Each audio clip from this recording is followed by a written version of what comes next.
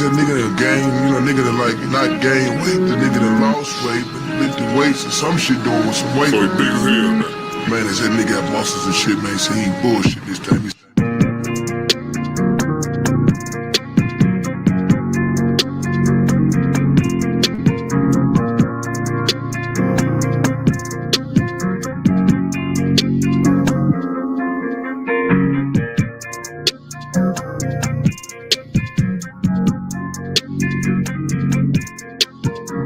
I like red bones, my type, light skin, next night, hello. GFN, that's fantastic. Fantastic. GFN, that's fantastic. Fantastic. GFN, that's fantastic. Fantastic. GFN, that's fantastic. Fantastic.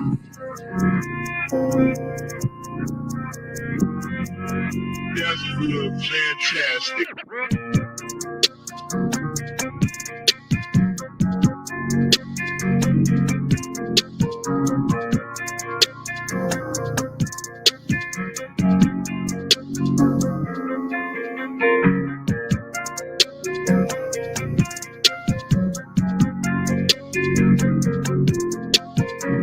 I like red bones, my type, light skin, next night, hello.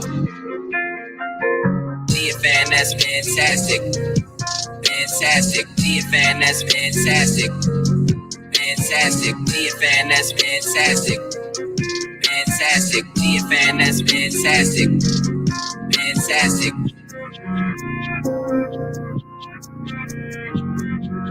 That's good, fantastic.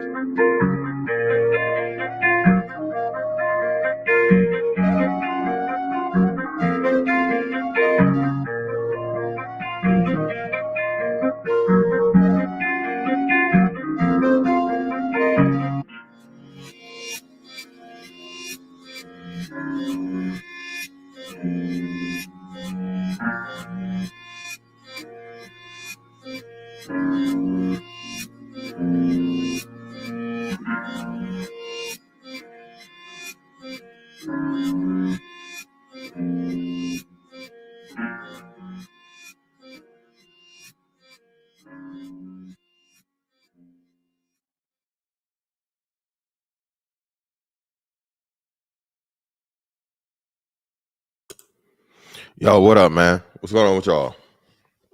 Shout out to everybody in the building. Appreciate y'all pulling up on me, man. You know, we'll go ahead and just hop into this thing. So, y'all know me, man. I used to be the married guy against marriage. Now I'm the divorced guy, okay, against marriage. All right.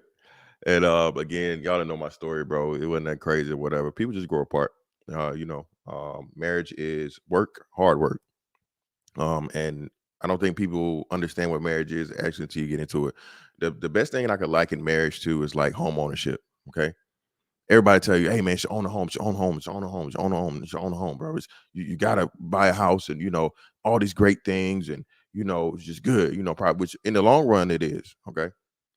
Long-term property ownership, best thing ever, right? But what they don't tell you is all the ins and outs from the start. You know what I'm saying? Your credit is gonna be shit, especially like say if you're a person, regular everyday person, you're not rich or whatever, because your debt to income ratio just flipped tremendously. Okay. Ain't no more calling the landlord to fix this or that or whatever. Any issues and problems you have, you're responsible for. You got to cut grass. If you got an HOA, you can't paint your door a certain color. You can't have a decorative mailbox. You got to do whatever within the bylaws of the HOA. All different kinds of things, right? Property lines. You got to be careful not to go over into your neighbor's property, because some people are finicky like that, and you know what, hey, your fence is you know half an inch over on my property, sir. Now you got to pay to have that whole fence move back a half an inch. You know what I'm saying? So that's what I can liken it to for the most part in real life, man. But shout out to everybody in the building, man, and shout out to Anton Daniels. You know, one of my bigger streams that I had here before, you know what I'm saying, had to go on deployment or whatever, was the one I had with him about marriage. Anton came on the scene. You know, he was a big marriage proponent, and he still is. Still has a he still pro marriage, but to a degree. And like I said, I don't want to act like Anton just is fuck marriage or whatever. We just had a conversation again about yesterday. He was saying about how black people don't know how to approach marriage as it should be as a business, more so than like, oh, you know, we're in love, and all this other stuff and whatnot, what have you, right? Even though, you know, the whole emotional part of it is a part of it, because unless you guys just agree to this on business terms, and that's strictly what it is for the sake of business, that shit's never gonna work. And even in that case, you know what I'm saying, I would advise against getting into a strictly business situation, being that I've seen this for over 19 years in the military for married for BH. Okay, married for BH. Eventually, something's gonna happen or whatever, whatnot, and that shit never works out. When I tell you, married for BH has like 100% failure rate, bro. 100% failure rate. I'll say 99%. Maybe sometimes it turns into something good. But when I tell you the horror stories I heard from people that is getting married early just so they can get out of bed, get a little extra money in their pocket, almost always goes completely and totally bad, man. Almost always. But yeah, hey, shout out, shout out to Lil Rock, man. Y'all know, man. So we're gonna go ahead and hop into this. And I was on Anton's show. Anton let me up on his Millionaire Morning show last week. I think it was. What was this? What's the date on this? No, actually, it's 4 days ago. My bad. I'm tripping. So 4 days ago, and we'll just hop into it right there.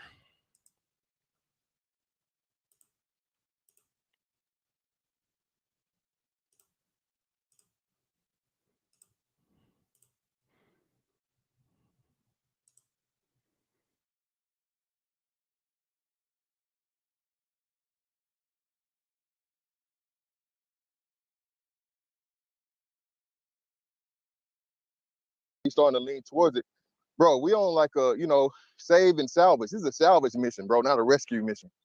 And we holding on to this. Oh, it can be fixed.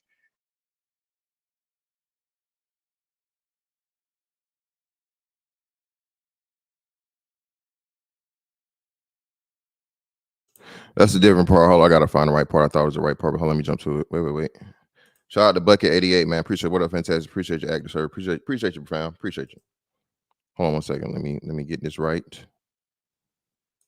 Real quick. We can change them. Nah, dog. Those who can will. Mr. Fantastic is 100%. Gosh, I can't not to say what I'm about to say after I say that. So Mr. Fantastic is 100% right. Yeah, just say it, man. Hit my hashtag. Come on, Anton. Mr. Fantastic was right. Mr. Fantastic was right, man. Go ahead. It's what I'm going to say afterwards, right? Mr. Fantastic is 100% right, and that this is not a say.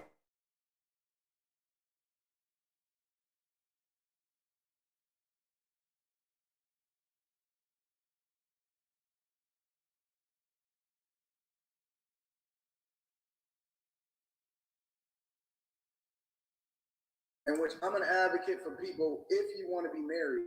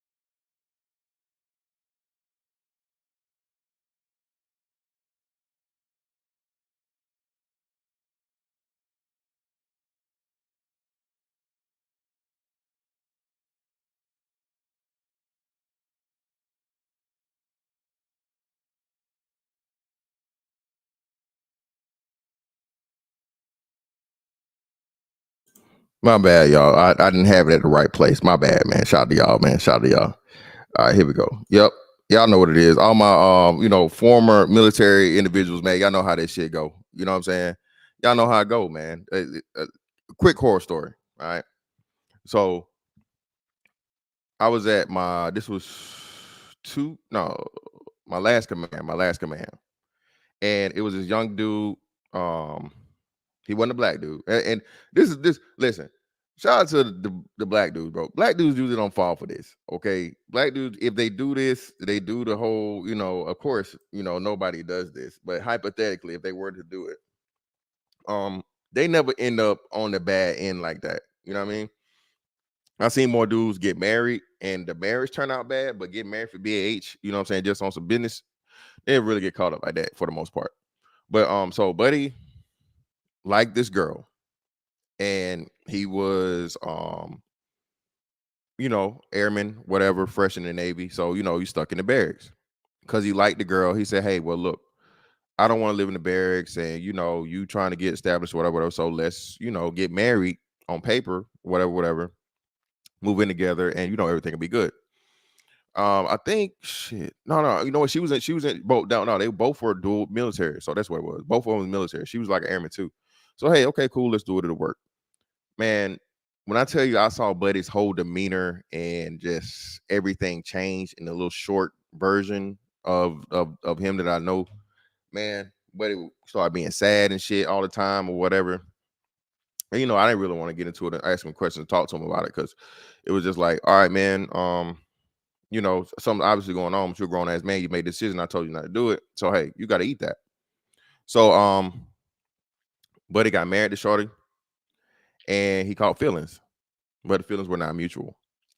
Now I leave, right, and I totally forgot about it, whatever. But come to find out, one of the people that I work with, he transferred to the command I'm at now. He let me know, like, bro, it got even worse. So remember that dual military, right? So he was on shore duty, and I think she was on shore duty originally too, but she transferred to sea duty. And they told her, hey, she had to go on deployment.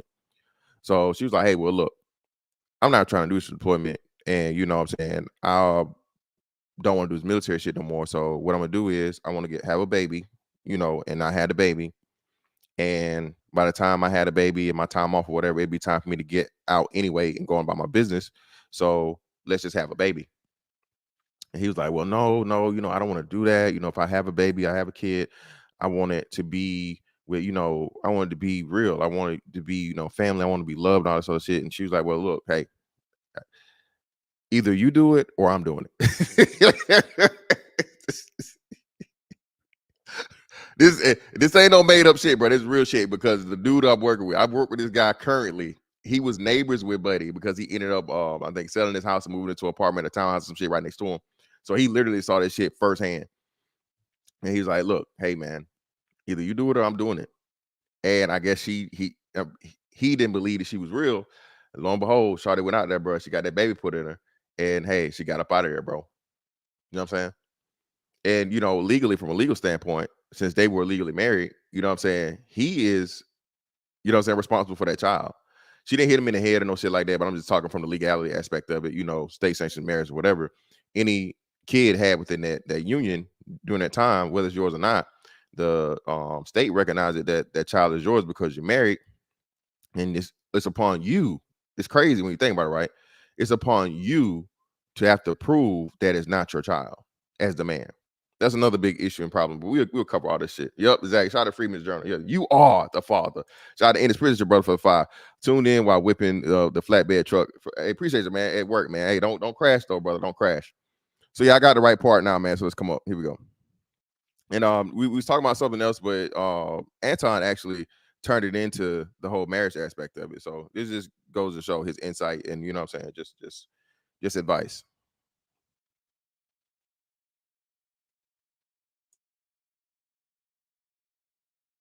Fantastic is 100%. Gosh, I can't even. Returning to you. Yeah. There you go. Give him the scripture, brother. It's in the Bible, man. We Well, gotta stop. Jesus- We gotta let Jesus- go. what he's We gotta saying let go is- of the niggas. Illuminated, I What got Mr. Fett, hey, Illuminated, what's that scripture say? Shake that ass. there is no. Well, I can hold on, logic. Now, I'm gonna be honest with you, and Anton can attest to this too. It's not so much as twerking and shaking your behind, but what I'm saying is, when John the Baptist got executed, the girl that did what you would call a provocative dance. So that is in the New Testament. So, but you just upgraded and put your spin on it. Your silly self. Nah, listen, Mr. Fantastic is 100%. Gosh, I can't even about to say what I'm about to say after I say that. So Mr. Fantastic is 100% right. Yeah, just say it, man. Hit my hashtag. Come on, Anton. No, Fantastic was right. Mr. Fantastic was right, man. Go ahead. I'm not amazed what I'm about to say. It's what I'm going to say afterwards, right? Mr. Fantastic is 100% right in that this is not a savior mission. This is a salvage mission. Like, you got to pick and choose the ones that you're going to rock with and completely divest yourself from the rest of them and throw the rest of them hoes in the trash, right? Facts. B, even though me, right, like I'm an advocate for marriage, in which I'm an advocate for people, if you want to be married, then this is the way that you be successful at it. I would say that marriage largely is a young man's game. That's a young man that don't have nothing's game. If you are a guy that's already got significant resources and you're not necessarily looking to have any more kids, I would not push any guy to get married, ever. Anton, damn, brother. Damn, man. The first time I ran into Anton, man, Anton was the marriage guy. I'm still the marriage guy. I know he's still the marriage guy, but And that was that exchange, man. Again, shout out to Anton Daniels, man. Appreciate you. And again, he still, like I said, supports marriage or whatever still, but he's matured. The brother's matured, right? The message has evolved. And I would say even that, against me it's not even a young man's game. Okay. And the reason why I can say it's not a young man's game, because I was a young man when I got married. I got married at 2011. So I would have been what? No, was it 2011, 2010? I think it was 2010. No, it's 2010. No, I got, my son was born in 2011, so I got married in 2010. So I was 26 going on 27. So I was 26 years old. Okay. So the whole marriage when you're young thing, and growing together, and you guys reaching these milestones and things and whatever what have you, it's not even the same as it was before, with generations before us, our parents, our grandparents, great parents, all these other things. Listen, if you guys both don't have a substantial amount of income coming in, right, and one person is more dependent for the lion's share of everything, that in itself is going to start a foundational rift.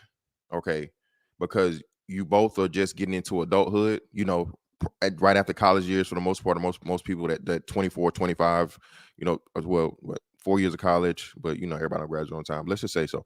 Anything up to 25-ish is that. So even though I was 26 and I was in the military, my ex was only 20 years old.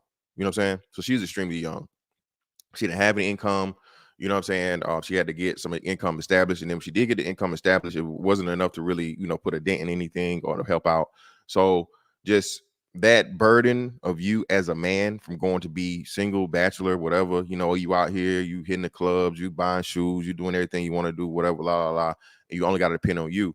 Bro, that's a swift change, okay, in lifestyles and responsibility. And no one explains it to you. Because, hey, get married, Jagged Edge. Let's get married. Nigga, no. All right, no. Listen, no, man. Not we might as well do it. No, that's the wrong motherfucking mentality. All right. And furthermore, like you said, when you talk about the legal aspects of it, you know what I mean? You're putting yourself into a big legal motherfucking sling, dog. Okay. All right. Huge legal sling. Well, men don't pay alimony. And again, I keep telling y'all, bro, it's the crazy. This is why I love when people say this. Of course not. The majority of people don't have alimony payments. The majority of people don't have that. But the majority of people do have child support payments. Okay. The majority of people do have some type of property split up. Okay. That doesn't get taken down as alimony. if you get married and you guys own property together, you know, like a home or something like that, that doesn't count as alimony. But you can't sell that house without the consent of the other person, right? You know what I'm saying? You can't sell the house without the consent of the other party. You know what I'm saying? And they have to get a cut of that, and it may be due up to 50% of it, depending on where you are. You know what I'm saying? So the whole thing, man, and I've been telling y'all this for the longest time. I was saying this song when I came in the door because again, I'm just seeing this and understanding, you know, foresight. Foresight is a motherfucker, man. You know what I'm saying? Having a vision and being able to see things trend or understanding, you know what I'm saying, how things are going. Everybody thinks you're crazy. Everybody thinks you just, you know, oh, you a fool or you just talking shit or you whatever. And lo and behold, look at it, like I told you. The biggest issue and problem of how I knew that marriage wasn't what everybody thought it was the fact of the matter that I was like, okay, well, look, man, we keep using all these stats for marriage, but the stats include at that time, but still at this time, at least 3 generations of people that were formed off of marriage. You know what I'm saying? Silent generation. Some of those are still left, not that many. The boomers and then Gen X. You have 3 generations of people that, hey, ain't no shacking up. You got to get married, family, no matter what, la la la, all the other shit, right? Okay. 3 versus now what 2? Because you got what you don't can't even count what Gen Y because they're not grown yet, right? So versus 2, which would be millennials, which are adults, and Gen Z, which are adults. Okay, starting with us, the millennials, that was the first big boom of divorce. Okay, so we were the first generation to see where you know, marriage is cool or whatever, but it's not that big a deal. And the later you get down in the millennials, well, that's the more and more the way you started having the baby mamas. You know what I'm saying? Baby mama fever caught on. You know what I'm saying? In the I say what, mid to late 90s. You know what I mean? So if you have these people that grow up in households of one person, the only time they see marriage and television or whatever, marriage, you know, is on through television. Which by that time, Cosby Show was even gone, and you know they had started phasing out for black families, especially Family Matters and all these family oriented shows, and start changing everything into was it a Real World and Jersey Shore and all of this stuff where, you know, party all the time and reality TV and all this crazy shit. You know, Real Housewives of Atlanta, even though only like 2 of them actually married. You feel what I'm saying? And even when they married, it's completely totally disrespectful. They getting divorced. They out here, you know, hopping from dick to dick and all this different shit, right? So just think about it from a psychological perspective, right? And what these kids who are becoming adults or these adults are being programmed to do and what they're actually doing. How is marriage going to survive? It made no sense to me. And then for the laws to just get worse because, like I said, before the 80s, there was no fault divorce. There was no the woman gets paid no matter what and all this other shit, right? But after the 80s and you had all this marriage and divorce reform and stuff, you know what I'm saying, and the development of like nationwide child support where each state has a fucking, you know, indiscretionary fucking slush fund, billion with a B, $billion industry. Well, what the hell you think gonna happen? Okay, what do you think is gonna happen? All right. Now again, oh, you're going to get yourself. Well, it's still not a win, bro. She's struggling. You know what I'm saying? She decided to be not be with a man or whatever. Get a divorce, get out here and get out her own and see how hard it is to be on her own. And she just take that little child support money or whatever the hell. Hey, she take the child support money. It's not a win though, bro. I'm telling you. I know somebody going through that shit now, bro. I don't think y'all be understanding how many of these chicks be, bruh, in dire straits when that 18th birthday come. I'm pretty sure I got some brothers in the chat that can tell me, okay, that can tell you just how hard things got for they baby mamas when they babies became grown adults. Okay, I promise you, I guarantee you, all right, because these women do not plan. These women do not use that money for what it's supposed to be used for the children. These women are dependent upon that money that they're getting for those children from that child support.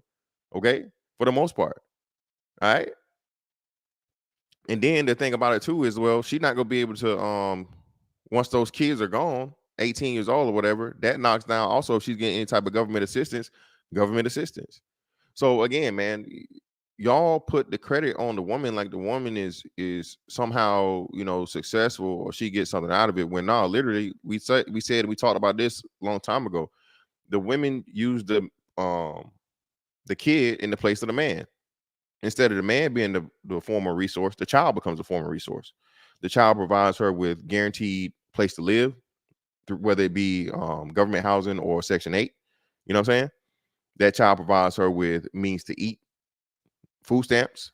Okay. And then if she is, you know, diabolical or whatever, even just steady income by, you know, send them to some horrible psychologist or whatever and classifying them slow or ADHD or whatever it is, so that child gets a social security check for disability check. You know what I'm saying? This is what goes on, man. All right. So let's jump to this, and this is this is the biggest thing. So the biggest thing that happened in marriage, and again, if you are alternative lifestyle, this is not an attack. This is not disparaging or anything. It's just factual. Okay. When they open up legal state sanctioned marriage to be open to the LGBT community, okay. One other big thing that don't get talked about is, you know, of course, lesbians have the highest rate of domestic violence of any, like, you know, demographic. Nobody talks about that, but somehow I had this chick on the other day on Twitter talking about, yeah, we have to worry about men, you know, harming us and you know and deleting us. And I'm like, ma'am, for one, that's the major minority. Why would you even bring it up like it's just so prevalent like that? And then two, you know, lesbians have a much higher rate of violence, domestic violence than men, hands down. So, and we know shit, we talking about black people, black women, even though overall we represent 13% of the population. I think they were claiming lesbian or bisexual at what 20-some% rate last time we checked, right? You know what I'm saying? Hey, appreciate y'all, man. I got 92 people in the building, man. Make sure I hit that like button, like and share, like and share, like and share. Appreciate you pulling up on me. I'm opening this thing up early, man. You know, I ain't trying to be on here too long. You know what I'm saying? I'm trying to curtail my thing and get my little time period set. You know what I'm saying? I my shift is set, so I'm gonna play with a couple of, you know, time slots to see how it works, what y'all like, and, you know, see how it goes. Yeah, man. Listen, hey, more than fighting. More than fighting, bro. Listen, some of the crazy. Listen, bro. Y'all know we were the people in here that you hear about them stories, the horror stories of, you know, these lesbians fallouts, man. These chicks are ruthless. They kill each other, stab each other up. You know what I'm saying? I'm telling you, bro, it's crazy. But this was a big part of it too. So now let's go to this. Here we go.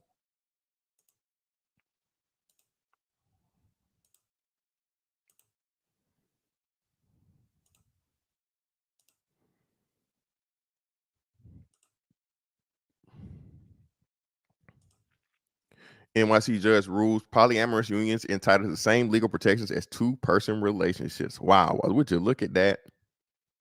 Would you look at that? Now, notice they said polyamorous, not polygamous. Polyamorous, not polygamous. Why do they want polygamous? Why are they cool with polyamorous, but not polygamous? Well, that would polygamous usually means one man and several women, right? Can't have that. Can't have that, especially not in the current climate or whatever. You know what I'm saying? A man or, you know, the misogynistic and the patriarchy. No way. But polyamory, to where, you know, it can be one woman and two dudes. And I don't know what if that's what I'm looking at right here or what. Lord Jesus, I don't know what the hell I'm looking at right here. I don't know what that's a man. That's a man. I don't know what this is. Is that a man? I think that's a man. Look at that arm. So listen, and do y'all see the propaganda here, man? Can we please stop this? All right. Can we stop this? Can we stop, please? Can we stop letting black men be the face of alternative lifestyle? Do y'all not see this, man? These queens. Can we stop with the queen shit? Okay, can we stop it? Jesus fucking Christ. An opinion of a New York City's eviction court has come down on the side of polyamorous unions. In the case of West 49th Street LLC versus O'Neill, New York Civil Court, Judge Karen May Bakdian reportedly concluded that polyamorous relationships are entitled to the same sort of legal protection given to two-person relationships. Okay. I don't need to even reading the rest of the shit, to be honest with you, because it's just would be a whole bunch of, propaganda for that lifestyle, right? But now, what the fuck is a marriage even worth? All right. Everybody can do it, and everybody can have the protections as you being on paper. There's no point in you getting a fucking. It's no point, bro. It literally is not. There's no point of you getting a fucking state sanctioned marriage. And again, when I say marriage, I'm talking state sanctioned. I'm not talking, hey, being in a monogamous relationship with a woman, you guys building a family, establishing something or whatever. No, that's not what I'm saying. When I say marriage, I'm talking about the legal definition or the understood definition of marriage in the United States of America. Okay. That's what I'm talking about. If you can find a woman or whatever that's good enough to be on your program, she cares about you, loves you, all this other stuff or whatever. She's willing to build with you. She's gonna be there for you. She's loyal. She's down. By all means, bro, go for it. Live together, make a family together, build a fucking empire, conquer the world. Okay. But as far as signing your name on a piece of paper, okay, and making yourself legally indebted to her, okay, and being at her whims, her fucking mood swings, her, her cycle and all this fucking bullshit, bro, don't set yourself up for failure like that. It's no need to. And this just killed marriage. I don't know why more people are not talking about it. Again, that's why y'all fuck with me, because I know how I get down. Not only do, you know what I'm saying, I let you know that I was right, I prove to you how I was right. You know what I'm saying? I like to back it up and give give supporting information and data. Again, shout out to Anton, man. Listen, I know what I'm talking about, man. All right. And as men, you can't do something until you control the situation or you put your foot down and you show motherfuckers you're not playing. We say it here all the time. Men control marriage, right? Men control marriage. So if men control marriage, why aren't we in control of it? If you stop getting married, bro, and you make it play the things, well, hey, look, shawty, I'm not signing that paper. Not even a prenup, bro. The prenup shit is even that, because listen, the way you can get around a prenup or the limitations on a prenup and all this other shit or whatever, just stop it altogether. You have the power. You know what I'm saying? I got the power. Nigga, that's you. By the power of Grayskull. Nigga, that's you. Give me sight beyond sight. Sword of omens. Nigga, that's you. Okay? Start using it, man. Start using it, because again, this shit right here just lets you know, bro, nobody's taking fucking marriage serious. Between a man and a woman, marriage, bro, that your shit is at the bottom of the totem pole. Heterosexual marriage now is even at the bottom of the totem pole. Y'all understand that? So if you understanding that everybody can get the same thing that you get, all right? Because listen, they were just talking about this from somebody trying to get avoid eviction, right? Well, that means polyamorous or whatever the fuck, these people are going to be able to claim, okay, well, we live together, we stay together, so now I want tax breaks. You know what I'm saying? You see what I'm saying? Oh, now, well, shit, I can have rights over this person's estate. Now I should be able to be put on insurance and stuff like that. These people that aren't even married, they just live together, possibly, and have sex. No matter the gender, okay? No matter the sex. So why in the hell would you therefore be a fucking fool, okay?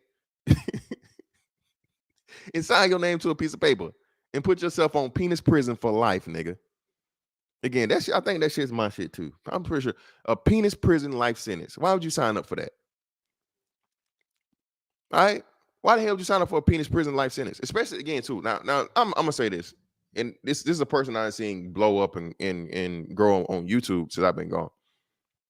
Now, y'all might know who I'm talking about. I'm not really good on hints, but anyway, it's a female, right? Female content creator. She was on another platform, and I literally saw this woman's whole story arc, right? To how she's building up to be just this ultimate, feminist and anti-male this and whatever. Not on some Cynthia G kill the babies type shit, but basically men ain't shit, and men all they gonna do is lie or whatever, right? Bro, when I tell you I saw this woman go from and play the game, bro, to a simp ass nigga. She's extremely dominant. She has a very masculine personality. She got with the nigga. The nigga was much older, way older than her.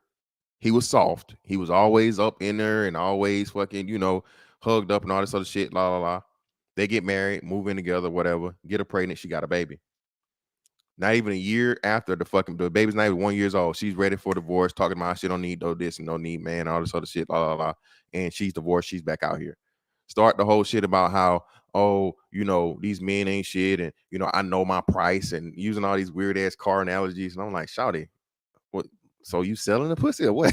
Like, I'm like, wait, whoa, what are you? I'm not interested in dating, but I'm out here and I'm shopping my price. I know my price. You know what I'm saying? And I'm like, what's going on here? And I saw her go from, bro, like all this bullshit to now she's just this, anti-man fucking bullshit. Listen, the most important part of the story is, bro, is like these women are getting married just to have a child to say. I told you guys this shit too. One of the first people to tell you this. I don't know what I'm saying. I'm the first. One of the first to tell you too. The biggest hustle now is getting that baby and getting divorced. Getting that baby in a marriage, ending that marriage, and now you're not a baby mama. Your ex-wife with a child. You know what I'm saying? That's the new finesse. Okay? So you guys need to understand that, man. I'm telling you, you gotta understand it, bro. You gotta understand it. When it's time for real accountability and responsibility, women will flat out tell you they ain't shit. Yep, and mentally. Well, that's what I'm telling you, and that's what we know, you know what I'm saying, to be a fact. Oh, another big thing too. Let me see if I can jump to this. Where is it? Is this it? Oh yeah. So shout out to Coach Greg Adams. Coach Greg Adams has been one of the biggest, non-marriage advocates. Everybody's talking about this interview and stuff, man. We'll just play a little bit piece of it. Let me try to find this. The most important part of it for me, which should be for every man, is the white lady that's talking about she's got an OnlyFans. Okay, this is a married woman with an OnlyFans. Okay. Now, I don't know what type of content she's doing. I don't know if she's just doing, the single, get naked, show her titties, show her pussy, playing her pussy. I don't know if she got other dudes helping her out or whatever. But again, man, why would you want to be married and share your wife with the world? Listen, y'all understand the play on this too. This whole body count shouldn't matter and all this other things, and you're insecure. No, brother, no. Listen, dog. Who wants to be the fool? That motherfucking, you know what I'm saying? Who wants to be the fool that has the motherfucking town garden tool? Okay, everybody done swung that bitch, nigga.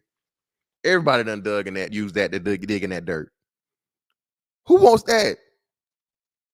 Who wants that? Who wants the fucking the city hole to wife? Again, bro, everybody want to fuck. Is she fine? Everybody want to fuck the fuck the fine fast bitch, bro. Everybody want that. Everybody want to have their turn. But as far as locking her down, wifing her, giving her your name, bro, letting that be your representation and your brand, bro, you crazy as fuck. Nobody trying to deal with that shit. And men are become soft as fuck because y'all let you worried about a body count. Nigga, no, when I'm trying to fuck, I'm not. No, of course not. I'm not even asking the question. But if I start taking a bitch serious, I'm never gonna directly ask her. I'm gonna let her tell me how many, like J. Cole say, man, whatever she tells you, you gotta multiply by 3. I'm gonna let her snitch on herself, dog. And then from there on, I know where to keep her or take her. You know what I'm saying? Or let her go. But this whole shit, bro, y'all gotta understand, bro, is man, we can't be letting this shit go, man, and getting pressured into this bullshit that we're like, oh, nigga, it's something wrong with you because you worried about how many dicks this bitch had before you. Well, if we just fucking, nah, brother, I agree with you. But is she gonna be my wife, though? Nah. Hit it with the cheek keep. Nah, nigga, no, I can't wife no hoe knowingly. Nah, she done, picked up and she done left for another city and came to yours and whatever. Hey, man, it's really like no harm, no foul. I mean, you'll never know about it. You just can't go back home with her. You know what I'm saying? Or you go back home, you get all them laughs and giggles and shit, nigga. You just know you can't come back. You know what I'm saying? Sorry, baby. Well, that ain't your home no more. We not going back. You know what I'm saying? Because them niggas don't know you don't know them. But you know what I'm saying? For the most part, that's what I'm saying. That's why I never understood. I can never understand, like, you know, it's crazy, right? So it's just like a little side, but I got to get into it. So you know, they say like the one, right? The one, when you think about it, is really unrealistic because there are billions upon billions of people in the world, right? Women, right? Billions upon billions of women in the world. You mean to tell me you found that one women out of billions, and all you've ever been is your hometown? You've never been out of your own state. You've never been out of the country. You know what I'm saying? You've never talked to a woman of another culture, of another race, of, you know what I'm saying? Ethnicity, how you want to call it. And you find that one that you done known your whole life, and you done seen her have this boyfriend, that boyfriend, that boyfriend, that nigga she done had a kid with, and you choose to think that that's the one for you, brother. Stop lying to yourself, man. Stop coping. Get out here and see the world, dog. And I'm not, hey, this is not no passport, bro, motherfucking advice. I am not a passport, bro. Okay. But get out here, man, and move around. Okay. Give yourself something else than what you just know. You know what I'm saying? The biggest thing, man, that, you know, complacency and being comfortable. Bro, get uncomfortable out here, bro. You know what I'm saying? You're probably selling yourself short if you ain't never been out your city, right? If you've never been out your state, you're selling yourself short, bro, when it comes to women and marrying a woman that, you know what I'm saying? Oh, yeah, you know, we was friends and we was this and I was, well, brother, that was the case. Why? I mean, y'all 30. You just not get married at 30? You know how many dicks is between 18 and 30? I mean, this is averaging 2.5 dicks a year, at least minimum, from what they saying. 2.5. So 2.5 times, let's see, 18 to 30, that's 12. That's not that high. You know what I'm saying? It's not that high. But at the same time, man, you know, that's the bare minimum. The finer that bitch is, you gotta raise that up. You know what I mean? You know what I'm saying? The more you see her in the club, you gotta raise that up, brother. You know what I'm saying? The more pics you got on IG and Facebook, you gotta raise that up, fella. You gotta do it, man. Telling you, man, you gotta just be realistic out here, dog. I'm telling you, dog. You gotta be careful, though. Telling you. Hey, that too. We listen, bro. Social media, and I told y'all that, bro. Listen, social media is so dangerous because people don't know how to separate reality from the fantasy. People don't understand reality versus fucking what I want to say. The narrative, right? All IG is, Facebook, and all this other social media, whatever it may be, is a narrative I want to send you. Okay. Now, there are some people that are really living the life and doing everything, and whatever they're showing you, that is what it is. I'm one of them motherfuckers. Okay. I'm never gonna post some shit to act like, you know what I'm saying? I'm not gonna rent a Bentley and ride around in it like that's me. You know what I'm saying? I'm not gonna be in the motherfucking club popping bottles of motherfucking Ace of Spades and shit and all with the section. That's not me. You know what I'm saying? But everything you see on there from me is me. That's how I'm getting down. That's how I'm living. That's how I'm riding. That's how I'm doing whatever I'm doing. Okay. Because I don't ever want to have to fucking live up to some bullshit and then get caught up in a lie and try to, you know what I'm saying, explain my way out of the fucking lie. Nah, bro. Again, I don't give a fuck about strangers enough to do that anyway. All that shit is gonna do is leave you broke and broke and frustrated, bro. Trying to keep up a fucking persona that everybody else fucking thinks is what it is. You know what I'm saying? Fuck that. You know what I mean? Now it does work.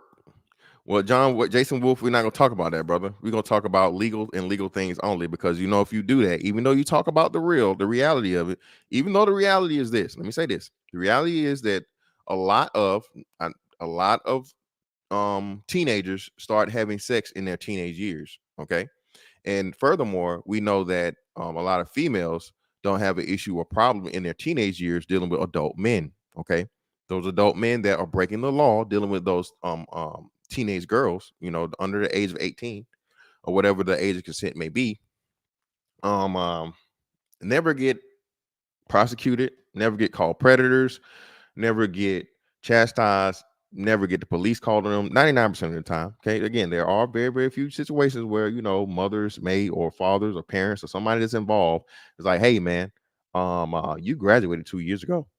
This young girl is a freshman in high school. Don't bring this Cutlass Supreme up here no more.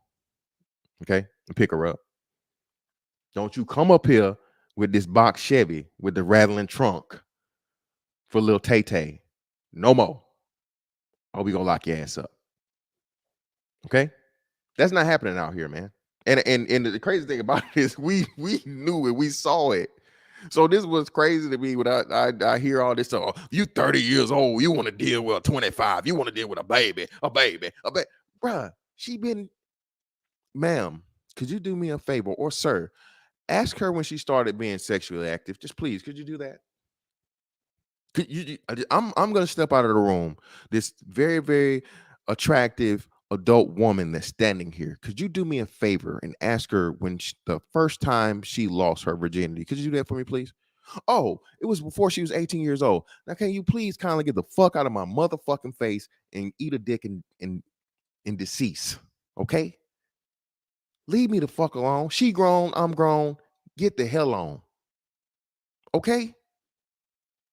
That's another thing we gotta shut that shit down with too, bro. And that, you pandering nigga, bro. I swear to God, bro. Pander niggas, bro. If you see a pander nigga, bro, it should be 2,000 motherfucking club mentality, nigga. Stomp that nigga out in the quotes, in the comments, in the whatever. You see a nigga pandering, bro. It ought to be ultimate nigga stomping on his ass. We can't have that, man. Can't have it. These pander niggas are the worst, man. I got 119 here, man. Appreciate y'all, man. Make sure y'all hit that like button, like and share. As a matter of fact, we're gonna go ahead and drop this thing right now for y'all, man. Let's go ahead and drop it. Go ahead and drop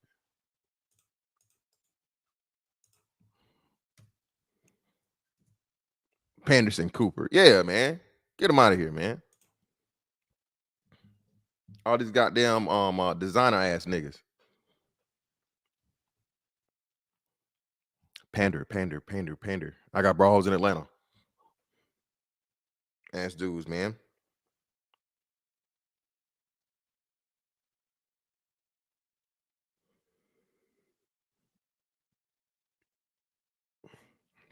Yeah, let me pull up this Coach Greg Adams shit real quick.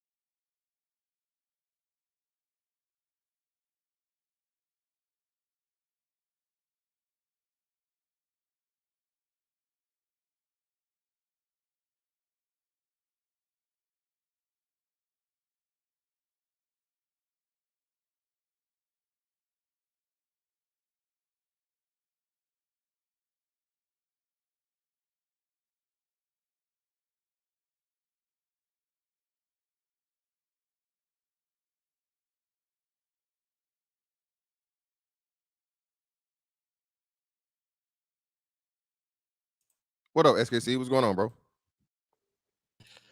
Hey, what's going on, man? What's going on? You got it. Oh man, man, this is an interesting take. Uh, I can, I would say, I can have to play devil's advocate on this one. Of course. All right. So, um, just like in a lot of other occasions, whenever I come across certain subjects, I'll say, okay, let's look at it from a business perspective. Mm-hmm. SWOT analysis: strengths, weaknesses, opportunities, threats. Mm-hmm. So everyone here has stated a lot of the strengths and opportunities that come with a marriage-less society, so far as traditional wise. What are the weaknesses and the threats of such a society? The weaknesses and threats of a non-traditional marriage society. Hmm. It's already here. I understand that, but what are they? Why can't we just state what they are then? Oh, we stay where they are. Like you said, a huge rise in alternative lifestyle, non-heterosexual relationships and lifestyles. More uh outlandish liberal ideologies because you don't have a masculine frame there to say stop or whatever and put limitations on things. A lot more blurred lines. Children being introduced to things they shouldn't be introduced to. Just pretty much what we're living in now in American society. I mean, is there anything Okay. else you think I'm missing? Yeah, there are a few. There are a few. Okay. And um this is like one of the things that I think is interesting. Like, say, when man, back in the day, how many conversations we didn't had about applying logic and understanding that there are no perfect solutions, there are trade-offs, Mm-hmm. and people have to accept what the trade-offs are, instead of just going in things blind, saying oh, there are no drawbacks from making this decision, it's just all good. That's a false way of looking at things. Mm-hmm. Like you stated, yeah, children are going to have worse outcomes when you think generally overall. um we think of when we make the argument about crime. How many times have all of us been on panels and we'll state, okay, when you look at the increases in crimes and then look at the backgrounds of the individuals committing the crimes, they come from primarily what households? Yeah, single mother households. All right. Uh, education, education deficits, achievement reductions. We know that comes from Yep, primarily single mother households. um, the economy.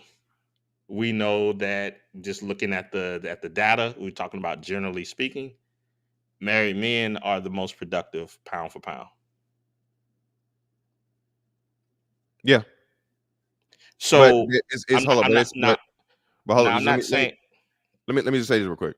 So a lot of the things with that though, and that's skewed. Okay, and the reason why that's skewed is because you don't know when and where that man got married, right? So I like to use especially the big tech guys as great example, right? So Mark Zuckerberg, of course, is married, right? Mark Zuckerberg was a billionaire before he was married. Same with Elon Musk.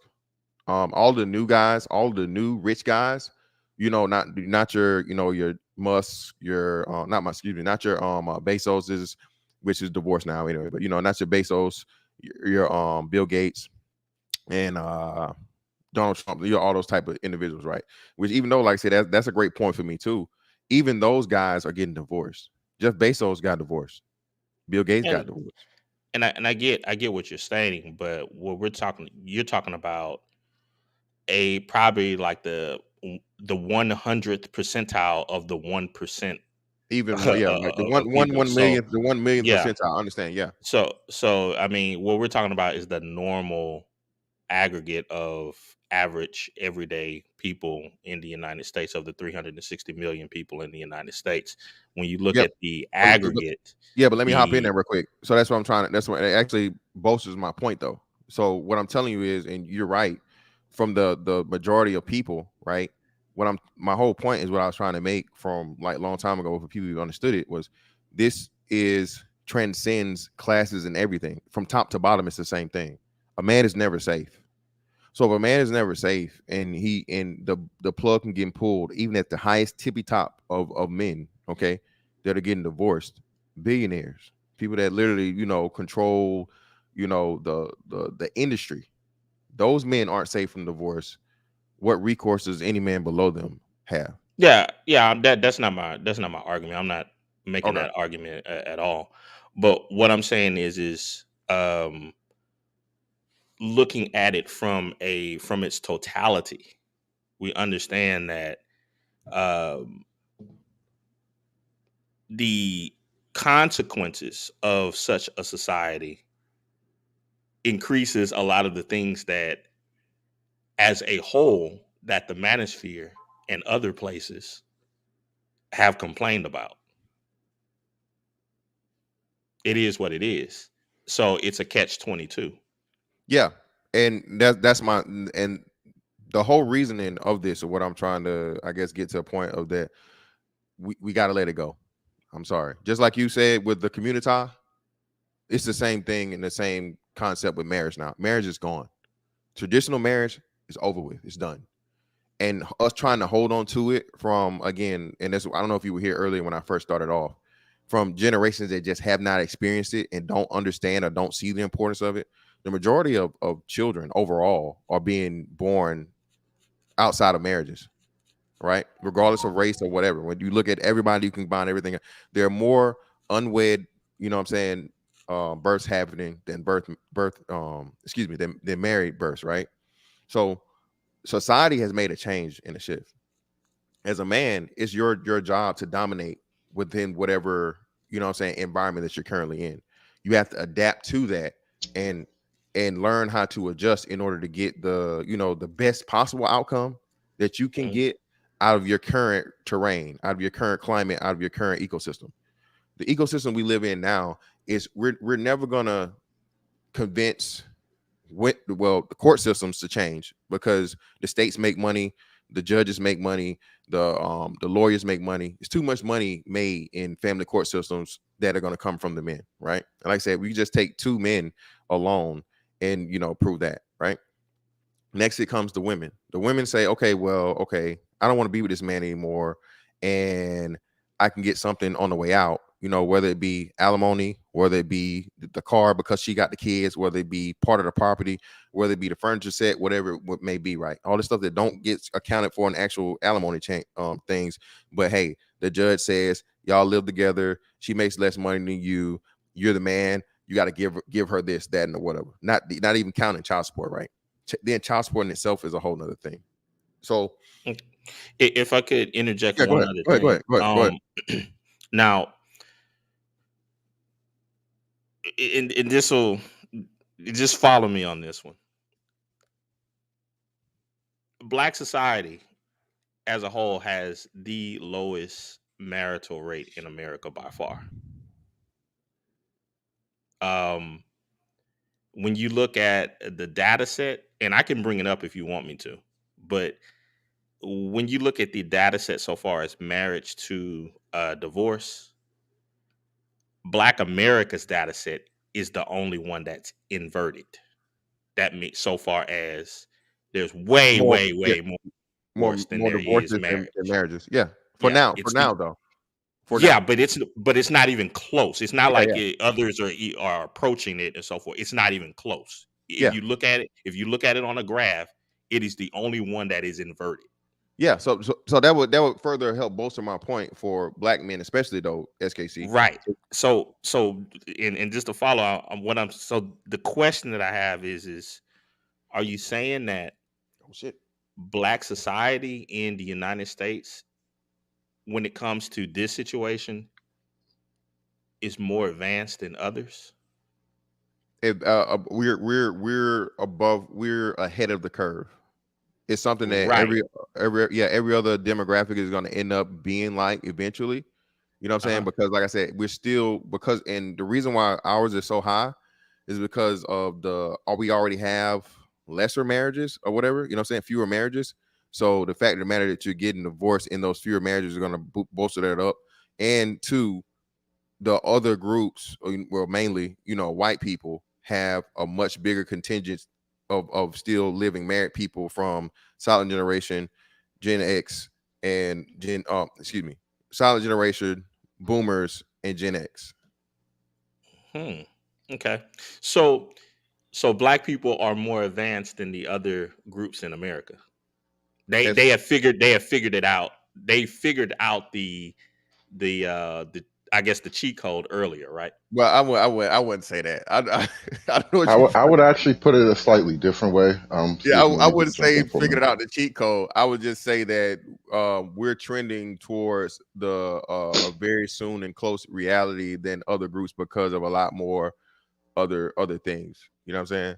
But yeah, and again, let me restate this for people that may be coming in. I am not. This is only for me for state sanctioned marriage. So SKC, I'm for still the family unit. The issue and problem, you know, what's going to happen though is what's the chances of that happening and a woman being able to accept, oh well, we're gonna live together, we're gonna raise a family together, even though, like I said, the New York courts just made a way for this. Okay, it said we're gonna give the same recognition of people married on paper, two normal married couples, or actually, you know, state sanctioned married person.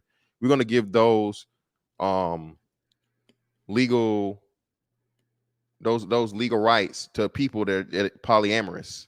Okay, that means, you know, they're not even have to be married. You know what I'm saying? Or if they are married, they got a whole nother person. You know what I'm saying? That's in a relationship. So Yeah, my point. Go ahead. yeah. What I think that what's occurring is that it's basically creating a society of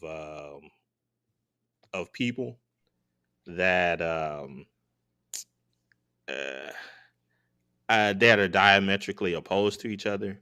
People who basically want to live standardless, and those who want to have standards. And on, I would say, the opposite side of it is people that need rules, and then people that uh, can go by can live by a principle. And the sad part about that, SKC, is, you know, that's very few and far between. Those of us that are willing to stand on principle and willing to, you know, have a standard or whatnot, you can only do it for so long. You know what I'm saying? You know what I'm saying? You can only do it for so long, man. And that's what I'm trying to tell you. So what's going to happen? What's going to happen is men are going to have to stand in it and change it to where if you ever want marriage to go back to being what it is, the men are going to have to change it by opting out of it. That's the only way you Yeah, can yeah, change it. yeah. I mean, I get all of the argument. I've listened to a bunch of people's arguments, and I think that their arguments are solid. Um, but I would say the full story of, hey, if you do this, you know that this is a situation of what do you call it? This is you're going into a bloody battlefield, Yeah, and they're going to be mass casualties, and it's yeah. going to get a lot worse. So a lot of the things that you previously argued against, a lot this is going to cause a lot more of it. And I know Hood Conservative want to jump in on this, so but I'll just state this as the last part is that um going into people say that this is supposed to be the you know, the quote unquote red pill space, or just looking at things as truthfully as they are, but stating to people as a whole that if you make this decision, everything is going to be all good, I think is a bit duplicitous. Um, and then on the other thing that I'll add is, so far as the class differences, I think people really do need to check the numbers on marriage and the class differences when people make the generalization and they say that, oh, there's a Bezos, there's a Bill Gates and so forth, and they got divorced and such and such. Well, the divorce rates within the people that are over, I think it's about 150 grand, are significantly lower than those who are beneath that bar. Yeah. But then, you know, like I said, it gets into the point of where we know that 150 grand, you're going to be in the top 9-8%, some shit like that, right? So we're trying to take the the the top, the very top, which most people are never going to accomplish that. So this is this. Right, but So, then we're using the arguments of the ones that are even beyond that as a show. yeah, That but doesn't make any sense. well, no, it does though, and like this is what I'm saying. So if you have the ones that defy the rules or set the tone and are at the very lowest, right? Now, of course, I'm not saying that that is the. I know what that would be an exception as a rule argument, right? But at the Hmm. same time, the point is the whole overall point is that no one is safe from it. Even the top of the top, when you're that's an anomaly, right? So Jeff Bezos getting divorced is an anomaly. Bill Gates getting divorced is an anomaly. Any person that's Correct. over that threshold or whatever is getting divorced is an anomaly. And what we're starting to see is even and I'm willing to bet money on this is that nowadays that number has increased as small as it may be, even though it's the minority, right? That number has increased drastically. Just as you say, it's not as prevalent as it is in the lower ones drastically. You see what I'm saying? Yeah, it's I would just say, just for the sake of people in the space, it's a poor argument because it's like it's like someone stating, I don't know, uh, that the who is a sucky team right now. I don't even watch Well, basketball that much anymore, well, but basketball hasn't started yet, but like you saying, like I'll say, like the uh, who's a horrible team? A horrible team would be somebody like uh, damn, I can't really. Oh, the Sacramento see. Kings. Sacramento Kings. Sacramento Kings. Okay, yeah. It's like somebody saying, "See, the Sacramento Kings, they're missing a bunch of threes this year," and then somebody says, "Oh, but I don't know, the Golden State Warriors in Game 5 they missed 16 threes." It's like, dude, but that's an anomaly for them to do that. So you already know that overall they're going to be within the higher reaches of that percentage rate overall. So when people make that argument about billionaires or millionaires that particularly in the United States that have gotten divorced, that's such a small percentage because the majority of people who are within that threshold and even the 150,000 mark and above, they got there over time. It wasn't quick and over and like these just a few years of success, like like a Zuckerberg or so forth. The majority of those people have been married for some time, Yeah, but and and they that's what. earn and they got into that that scenario of money while being married. That's Yeah, a but that's what majority. I'm saying. That's what I'm saying, SKC, and I think that's what's being overlooked, and that's what's being or people aren't recognizing. Being that people are getting married later, men and women, but I think it's more so I think it's more so women and men or whatever, right? But being that more women are in the high value man thing or whatever now, or I'm not dealing with no broke dudes, that type shit, right? They're waiting to get married to people and to men when the men are far more successful. Maybe not at the 150 plus, but more women are demanding now. Oh, you gotta have six figures. You gotta do this. You gotta do that. Like I said, what I'm telling you is you see this trend not just by the climate and what people are saying or whatever, but if you look at the numbers are matching up with that. So compared to how it used to be, people grow together, get they Bezos and whoever else, right? Hey, he got married to his wife, was driving the Honda Civic or whatever it was, what I'm saying, around, and then hey, Amazon took off one day. Cool. That's not how it is anymore. The Mark Zuckerbergs are where hey, I come up, I do a startup or I do whatever it is, I make an exorbitant amount of money, then I get married after the fact. That's the new norm. That's what I'm trying to tell you. We're holding on to and we're looking at the world from, and it's a thing that because we are, where we are, our lived experience, right? We're the last generation of people to experience two-parent households on the regular, on the norm. So what we're doing is we're holding on to this ideology and a time that's just passed. That's the whole biggest thing of what I'm saying here, and that's what I'm trying to promote to people and have them understand when I say traditional marriage is dead, especially for a man. You can have a marriage, but just not state sanctioned. That's my whole thing. If you, I'm not by any means saying, hey, go out here and, you know what I'm saying, take the future route, take the damn the whoever, the Pookie and Ray Ray route, and just, be a serial impregnator. Yeah, I understand your argument. Yeah, Yeah, but I just, I'm not. I yeah, gotta say for yeah. everybody else, so they don't know. But because you do a damn good job of, you know what I'm saying, countering. So I just got to make it clear so people understand.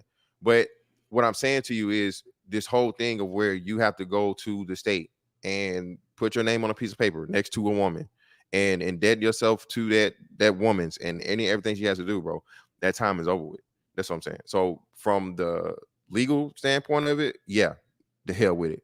But what I think we're going to start seeing too, SKC, because a lot of people, especially now in hard times, hey, cohabitation goes up majorly during hard times, and hard times are almost, directly upon us.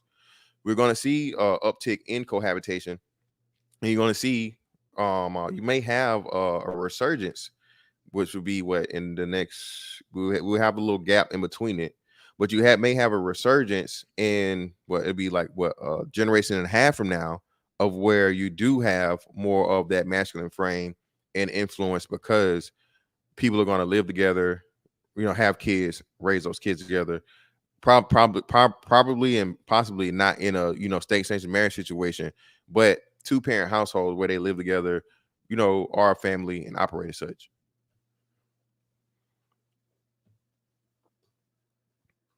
Nah, I didn't want to hog. I know I got conservative down here, man. I want to hear his thoughts. Oh yeah, go ahead, Hood Service. Appreciate you, bro. You there, bro? Hood Service?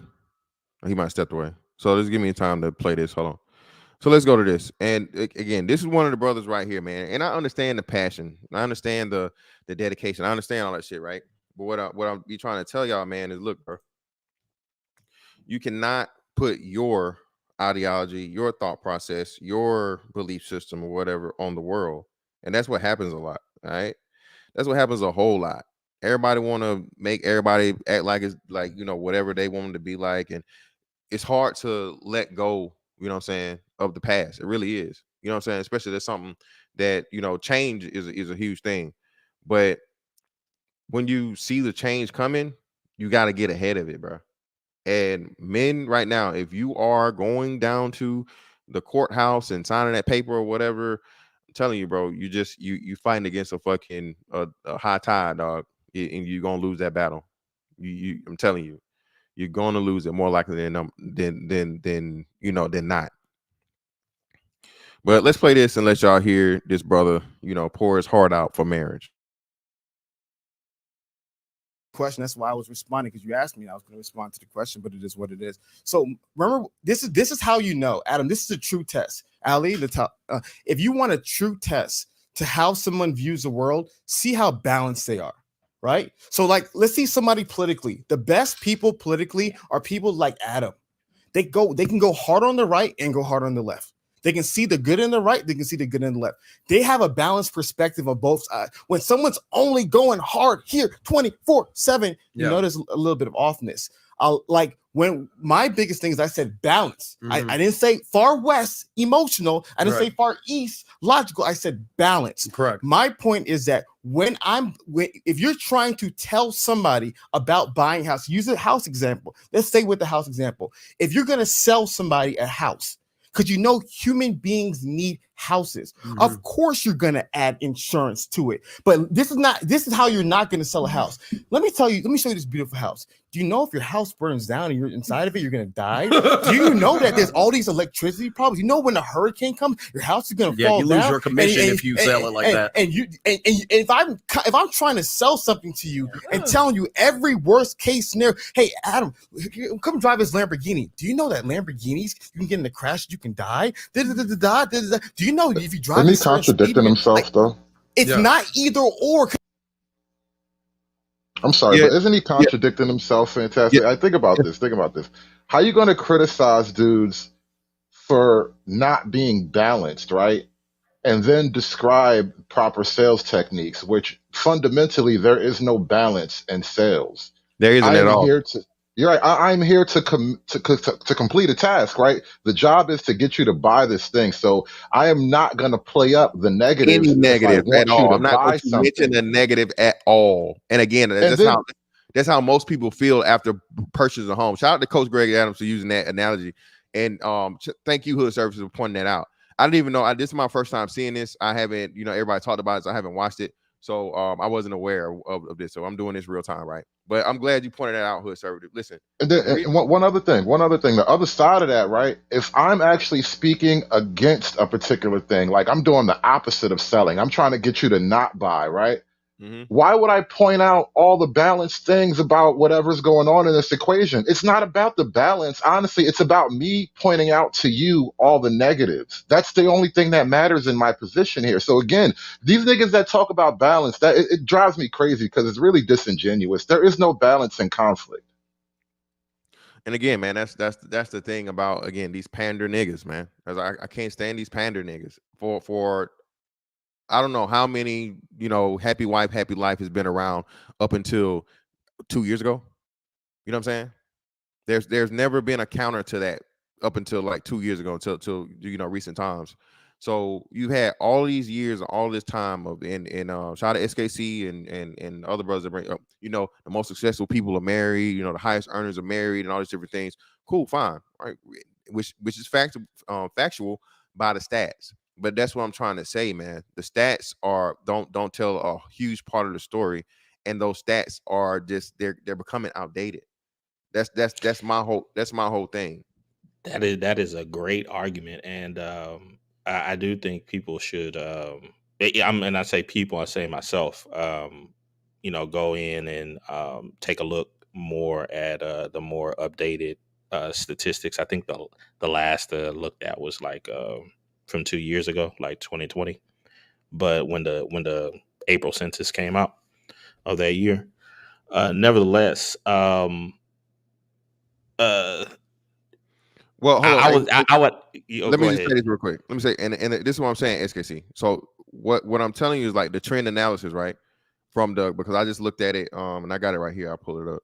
So just saying the America's marital and living arrangements have changed considerably in the last 30 years. This is from Pew Research, by the way, right? The shares of adults 25 to 54 who currently married fell from 67% in 1990 to 53% in 2019, right? So this with the still, so from 1990 to 2019, we still got those 3 generations I was talking about still surviving, right? Yet still in that time, that's been a 14% drop, right? 2019, okay? While the sharing cohabitation more than double over the same period, okay, from 1990 to 2019, from 4% to 9%. So this is what I'm using also the stats and the data. I'm not just, what I'm saying, going off, how we do, man. We don't need false, right? Yeah. Man. That's what I'm What? saying. So you look at the trend of it and how it is turning, and you still have those huge contingents. It's more of those people married than, what I'm saying, the people after them. That's Go ahead. Yeah, My bad. absolutely. And like when you have one of those shows, between the lines, between the statistics and Yeah. all of that stuff, that the stuff that the statistics doesn't show. That's actually what I was leaning more into was when I look at my own children and how they interact and compare, particularly with others that are in my extended family, particularly like the cousins that are, on my side of the family that Yeah. are in these situations that more uh, mimic what's in the community. The current situation. Yeah. Yeah, I mean, they're so far as scholastically, there's no comparison. Like, Of course not. and I'm not trying to like just brag on my No, kids, I but got it's like no, brother. We understand. and their classmates and so forth, but they're blowing them out the water, and they're younger. So it's like, okay, yeah, you can state, um, that's not an ideal situation for, for the guys and so forth, but when it comes to people and their children, it is going to have an effect for the majority. You're going to have outliers that are going to do well, but in general speaking, for those children, you're going to see a great difference in outcomes educationally. It is what it is. Well, and that's and SKC, another big thing too, where I don't want to turn this into a tempo through this, but you're gonna see we're gonna we see a huge boom in homeschooling too. That's gonna start happening. Now, am I saying that's gonna be a good thing, a great thing?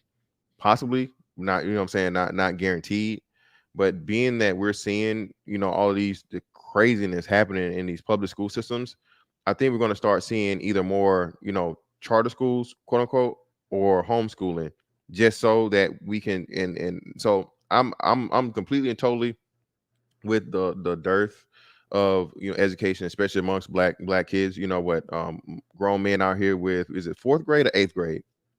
Fourth grade. Yeah, I think it's fourth, but Fourth grade. and what I'm stating is that with the increase of, I would say, cohabitation and also a non-marriage, Mm-hmm. I think that number in Black America is going to get worse, which is why there's so many people within politics and in administration, in a lot of these communitized or connected to all of that that type of strategy, that are trying to do any and everything possible to lower the bar, because they know that it's gonna look really bad. Just to give you an example, this past summer, every year my kids go to the robotics festival here in Houston, George R. Brown Convention Center, every year. And every year that convention gets less and less and less and less Black. I think the year before, a few years before this, I think I saw probably about 16, 17 Black kids. This past year I saw 5. Well, SKC, My two boys were two of the 5. you know I joke And that's what about I'm this a saying bunch, is, it's but like, as much as patriarchy makes the the kids sphere smarter talks though. about STEM and so forth, yeah, well, this pulls them out of that. It does.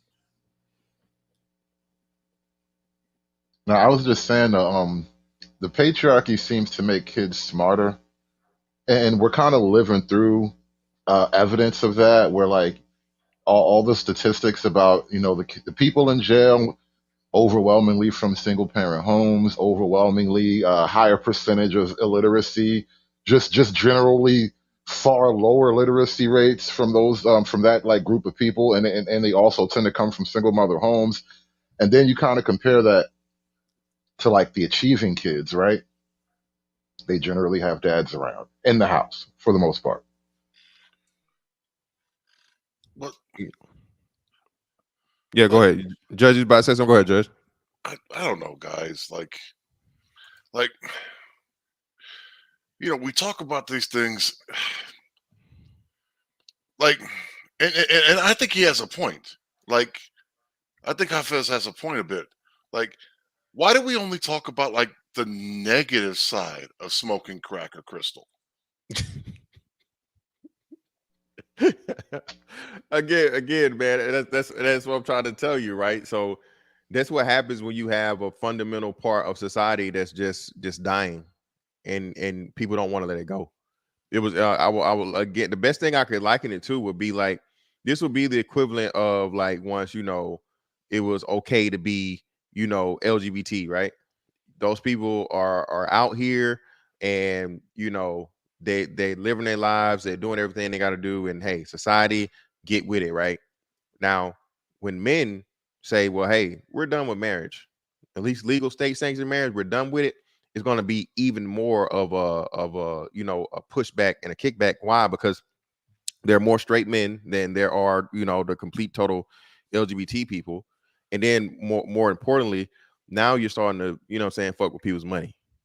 All right, you're fucking with people's money when you as a man start talking about not getting married. Okay, and now you got to find a way to get that money. You know what I'm saying? You got to find a way to have that control over the man, because state sanctioned marriage, bro, is a control measure. You know what I'm saying? Yes. It's a control measure. That's what it is. And it's not just it's dual party. It's the woman that you're with and the state that signed that you know what I'm saying, that ratified the marriage. So that's what's the whole thing, man. And this, you know, this what do they call it? Fucking this writhing, you know what I'm saying, before the slaughter or whatever it's all about, is because you got too many men out here that are waking up other men to let them know. And again, state sanction only. No one is saying don't get married, don't be monogamous, don't get you a woman that gives a damn about you, have children with her, and hey, do the, you know what I'm saying, be great. I gotta I like stop you, man. to I like to add something into Judge Zilla's joke about the crack and so forth. I mean, because you know how I look at the community. Yeah. It's like the community is insane to me of society. It is the crackheads of society, and so I just I'm taken aback by the possibility of taking sound advice from the crackheads of society. It is because and I'm like, okay, for what it is, the community has made a lot of bad decisions on a multitude of subjects.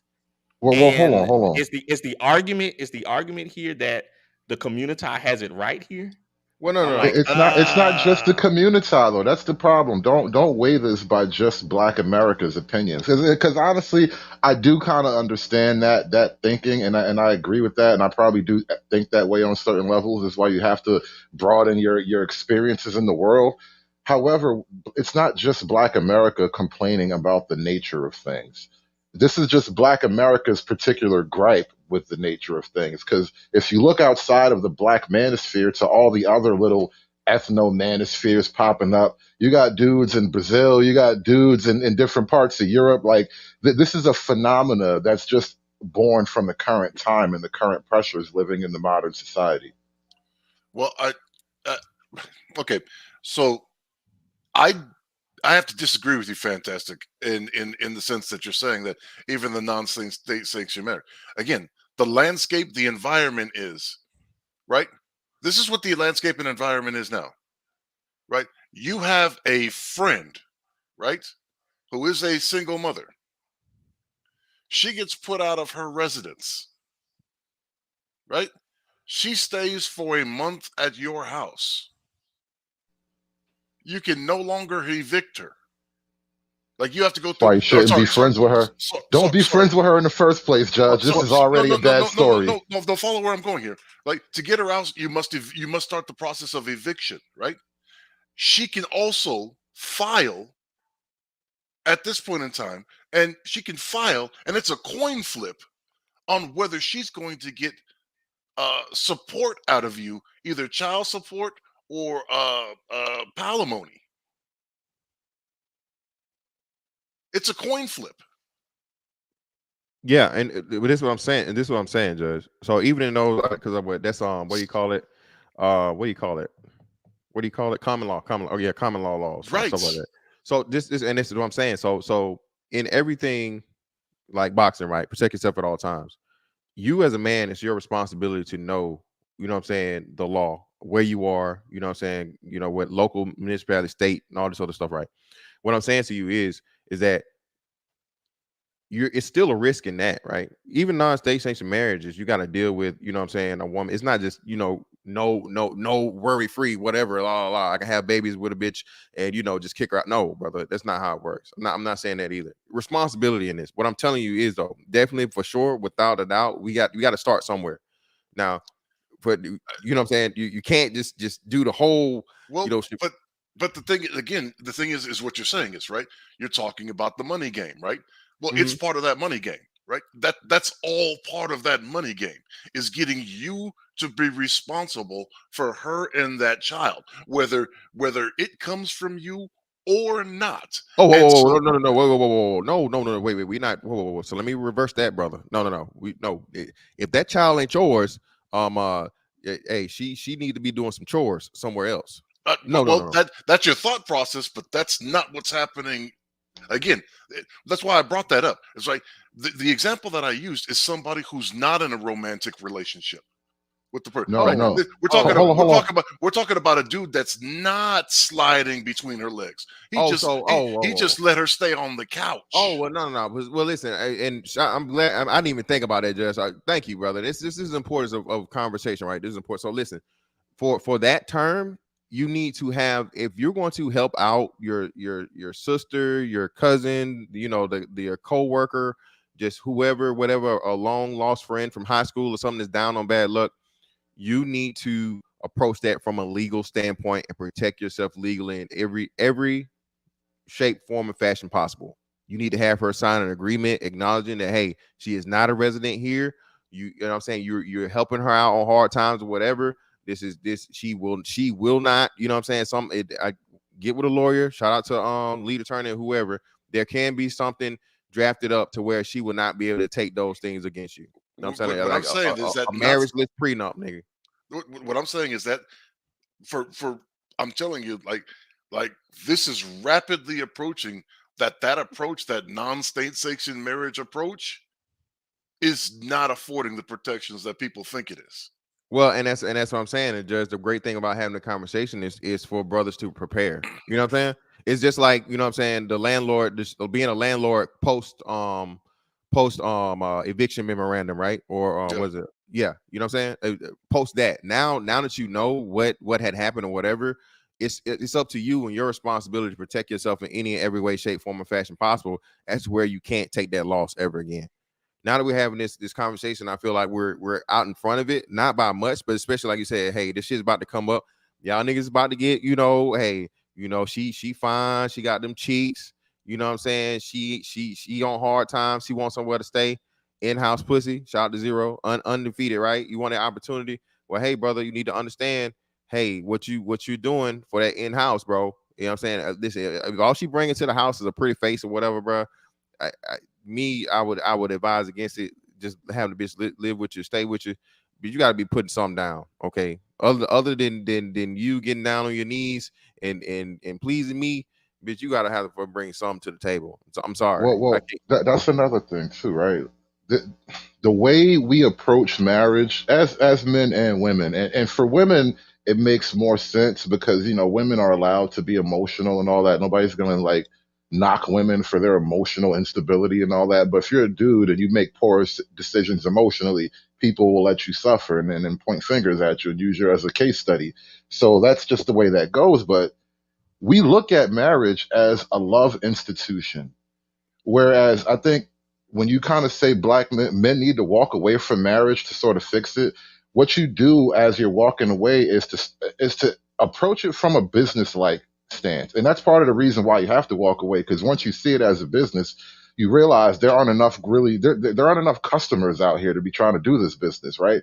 So it kind of it isn't enough profit being made. There isn't enough positive. Same thing, all of that, yeah. All of that fits into the economic analogy. This is why I tend to look at things with a more economic approach, because it kind of explains human behavior and human relationships more honestly. But if there aren't enough like women willing to actually buy into the marriage, how can you get a lot of men to sell marriage? It's a bad deal. And so when men walk away from it and start looking at it from a business angle, it just becomes more obvious that the love is the irrelevant, like paying attention to your feelings and then getting caught up in, she looks good and we have a lot of sex and all that.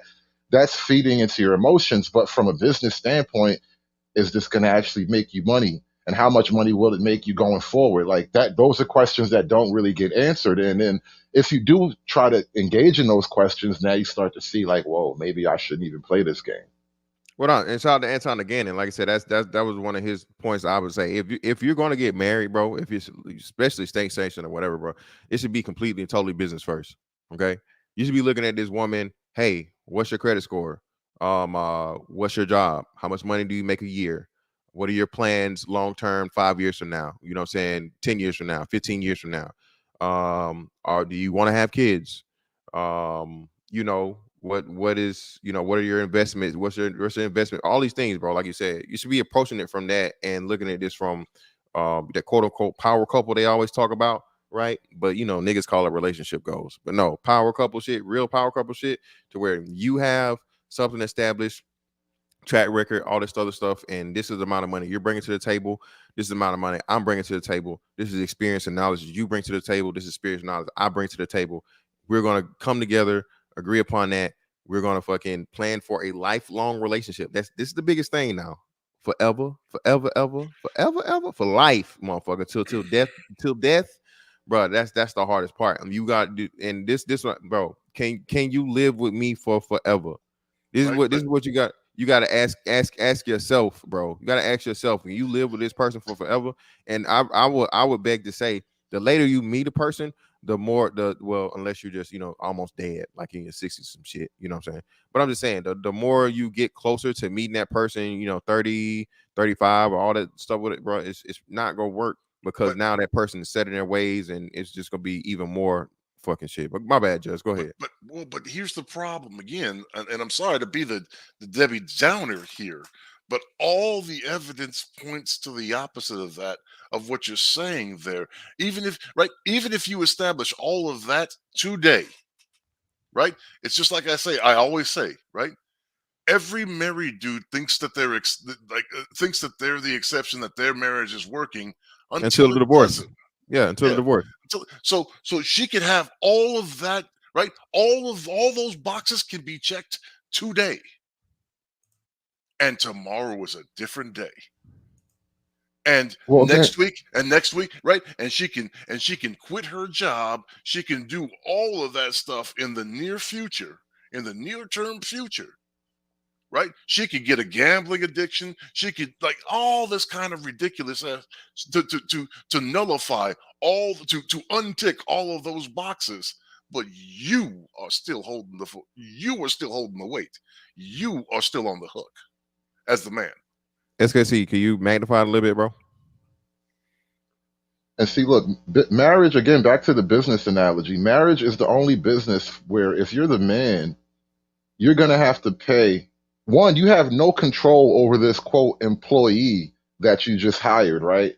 So you have no actual authority. You actually technically probably have more authority pre-marriage than you do post-marriage, if you really think about it, because you've given up a certain amount of leverage just walking into that situation where you're now, it's like your security has been compromised. And so now you actually have less leverage as the man, because before the marriage, you would have only taken, let's say, a level one loss, right? But now that you're married to her and you got so many things entangled and tied in together, that to actually extricate yourself from the deal, and it's like you're not even firing her. You're taking yourself out. You're firing yourself from the deal, right? You hired an employee, and now you got to fire yourself because it's going to cost you so much to get out of this deal. And so, from a business perspective, it's like, well, I'll lose my whole company. Like my legacy will hate me forever. You know what I mean? Like, this is kind of the situation with marriage right now for a lot of men, and it's really hard to focus on the positives, because outside of like SKC, your initial argument is largely right about like the downsides and all that you're gonna get from not choosing marriage. But you guys mentioned something I think we should focus on, right? This issue of letting it burn. The men aren't the ones who walked out of the marriage. The women have decided to let it burn. And so the men have no choice but to watch the fire. I mean, either you're going to jump in the fire or you sit back and watch it. So those are the latest numbers. They don't have anything past 2021 and 2022, but this is what the U.S. looks like when it comes to children, living arrangements, two parents. I know after 2007, as the note states, it could be two parents that are married or unmarried, but two parents under one roof. And we know that Black America does not mimic this. It's actually, when it comes to Black America, if you were to turn this Upside down, yeah. this graph upside down, that's what you would get. And so what I'm saying is that and I just say with all due respect, but I'm like, these are the true numbers of what America looks like. Black America is the exact opposite. Nah, I'm not going to take a lot of advice from Black America. Well, I'm not, I'm not saying it as a point of advice to take from Black America or whatever. No, What I'm I'm just saying, saying so far as like from Black America in general, because guys and girls included, they unless they have done something different like yourself and been able to see different cultures and interact with different people, which we know the majority of Black America has not, they are looking at things from a bizarro world. Their viewpoint on matters is very much so askew. It is what it is. yeah, but so let's go your route, right? So if Black people just started getting married in mass, do you think it would improve anything? No, no, there is no coming back for the community. Is that so? That's what I'm But- saying. and the thought process is because the community as a whole does not believe in institutions, standards, doesn't have a understanding of why certain things were put into place in the first place, and for the most part, only views the entire world in the view in the lens of race and black and white. Yeah, so this is what I'm saying. So if we stick to just black men specifically, right? And we know historically or just factually, anthropologically, right? Anthropologically, Yeah. that all people, mate, date, marry like people, right? So now the black man is the one with no country or no recourse because the women that he's attached to have the same exact, what I'm saying, mentality that you're talking about. Even So to this, split the difference. Even to split the difference with what SKC saying and you're saying, right? If we even want to speak anthropologically, right? If there's no standards, right? Because the standards that are applied, because the standards that are applied, I'm holding quote fingers up here, are white standards, right? Or Anglo-European Christian whatever standards, right? Being on time is racist, right? All this, like that type of thing we're talking about, right? And having nuclear families is white European racism standards, right? They don't. So we're speaking anthropologically. They don't even hold themselves to the standards of Africa as if it's one country, but they don't even hold themselves to Kenyan standards, Nigerian standards, Ghanaian standards, South African standards, Chadian standards, right? Because we're not them either, right? yeah, but and that's what I'm saying, man. And what's happening is that due to I'm not saying that black people are setting a trend or black people are like the innovators of it, but just the reality of the fact that that's what's going on. The society is getting pushed towards this. Black people just already here because of, like I said, our own. You know what, SKC? I'm glad you brought this up. We were the only demographic in society being ran by women. How about that? I mean, that's the elephant in the room. Okay. Yeah, The black yeah. society is upside down in the way it is and so messed up because the women have ran it for what, at least 2 generations running, and you could Mhm. argue past that. I So told you. Mhm. that's Now, why now, now, now, we're now, when you said that, doesn't that add a caveat into the presentation of, yes, we know all groups, for the most part, mate and date with each other, such and such, but this group has been ran by the women, yeah, but and and that's that's why you got the data that's on the screen right now. Matriarchy makes you less competitive. Right, but even and this is the thing, this is the even greater thing, right? The mentality behind it, right? Because even in the Hispanic families, right, even in the Asian families that are read that are led by women, or we'll say single parent households that are mother led, right? Right. So they either widowed or they got knocked up or whatever. Even in those, predominantly, even in those families, right? The single mother family, she still has a reverence and an appeal and a respect for masculinity in the way that they treat their sons and the expectations that they have for their sons, right? And the appreciation that they have for male family members stepping into to shore up shortcomings of her. And I agree with you, Judge. And all I'm saying is okay. So this is the latest data, and we're looking at the graph. And so all I'm saying is with the current arguments that are being put out, I understand for people who do not have children. I get it. You go do whatever you want to do.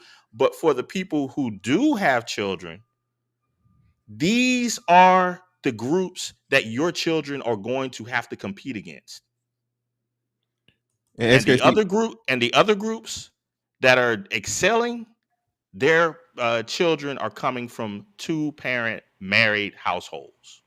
and SKC, that's another big thing. I'm glad you brought this up. I didn't know this. You also have the highest percentage of no parents. So, and it's double the lowest amount at 8%.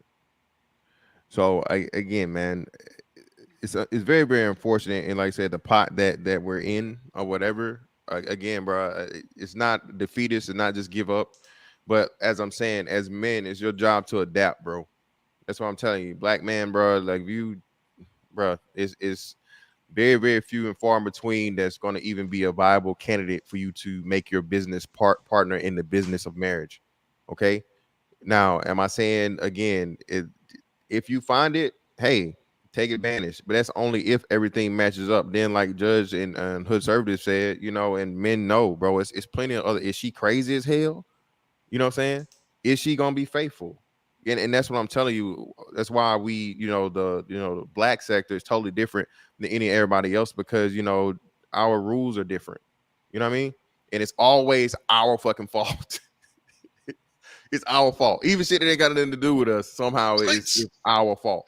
Right. So, Which again makes that declaration that our big quote here, women who think that they're relationship desirable to others. It's like, no, they see. they see and they're like, you can stay a couple of nights in the bed, but very few by number of them are stepping up to take on the role that other black men are not taking on for these women. and thank God that you don't, man. That's one thing we definitely grown out of, and brothers are seeing the light on that. But we got Freeman's Journal in here, man. Freeman's Journal, what's up with you, fam? Hey, what's up, Fantastic? Thanks for having me on. No problem, bro. What was I gonna say? Darn, that I was thinking about this last night. They had on another stream. Kevin Samuels, right? 1 million followers on YouTube, 1 million followers on Instagram. Had his Facebook group, whatever, the mix, right? Mm-hmm. And he had some success stories, right? He did. He had a handful, right? But look at that ratio. You're talking a guy with that is a hell of a ratio to have only a handful of success stories. And then, who is it? Dennis Sperling revealed that KS was purposely keeping non-black women out of his Facebook group, right? So the market for black men who want to be husbands, right, is not black women. It's not. Yeah. I mean, and Freeman's. Let me say this let me say this just real quick. Freeman's. Yeah, brother. That's why I'm glad you said that, and I had no idea about this, but mathematically, that's why we, bro. I gotta go on a rant here. There's a reason why for at least 20 to 30 years of black man, media was black men ain't shit, black men down low, black men broke, black men don't take care of their kids, all this other negative shit, right? Black men were literally just locked in with black women only. You only had one person telling one, well, not even one person. You had one group, the women that were attached to you, telling this to the world, and then the world helping them in spreading this fucking lie and horrible narrative. Now that social media is out here and black men are able to promote themselves, not only promote yourself, but get on everywhere else and talk to other groups, and actually, and these women are opening their eyes. Whoa, wait, whoa. I thought they was down low. I thought they was broke. I thought they didn't take care of their kids. What? Whoa, these motherfuckers, they look good. They know how to dress. They you know, I mean, you know, the bedroom department. What? Whoa, what? I gotta have some of this. I gotta try some of this. And every other group is bigger than black women. It's a 5-to-1 from white to black. So why wouldn't white women want to get, especially we're talking the top of the top, successful men? A successful man is a successful man across the board. You know what I'm saying? Mm-hmm. So why would these other women not want a part of that man? You know what I'm saying? Especially now that we're in the current society that we're living in, bro. But my bad, go ahead, Friedman, man. Appreciate you for putting it out there, bro. Well, to undergird your point, like Christian Hutchinson said on another stream, there are only so many winners, right? And women want winners financially and socioeconomically. So, yeah, so, I mean, it doesn't matter. Like, race is unimportant, you know? And if like black men 30 to 40 years old, right, that want a family, that have only dated black women, if they just stopped doing that, they would be married quick, fast, and in a hurry. I mean, that's just the long and short of it, right? And that, I think, is the people see the cultural shift that, you know, black men are only going to be left with one direction, right? And that is to date out. Because I mean, these guys are on what's his name? We Need to Talk. Shout out to him. He's got a good channel. They're the men, right? The men on his channel, like, oh man, I just want a black woman.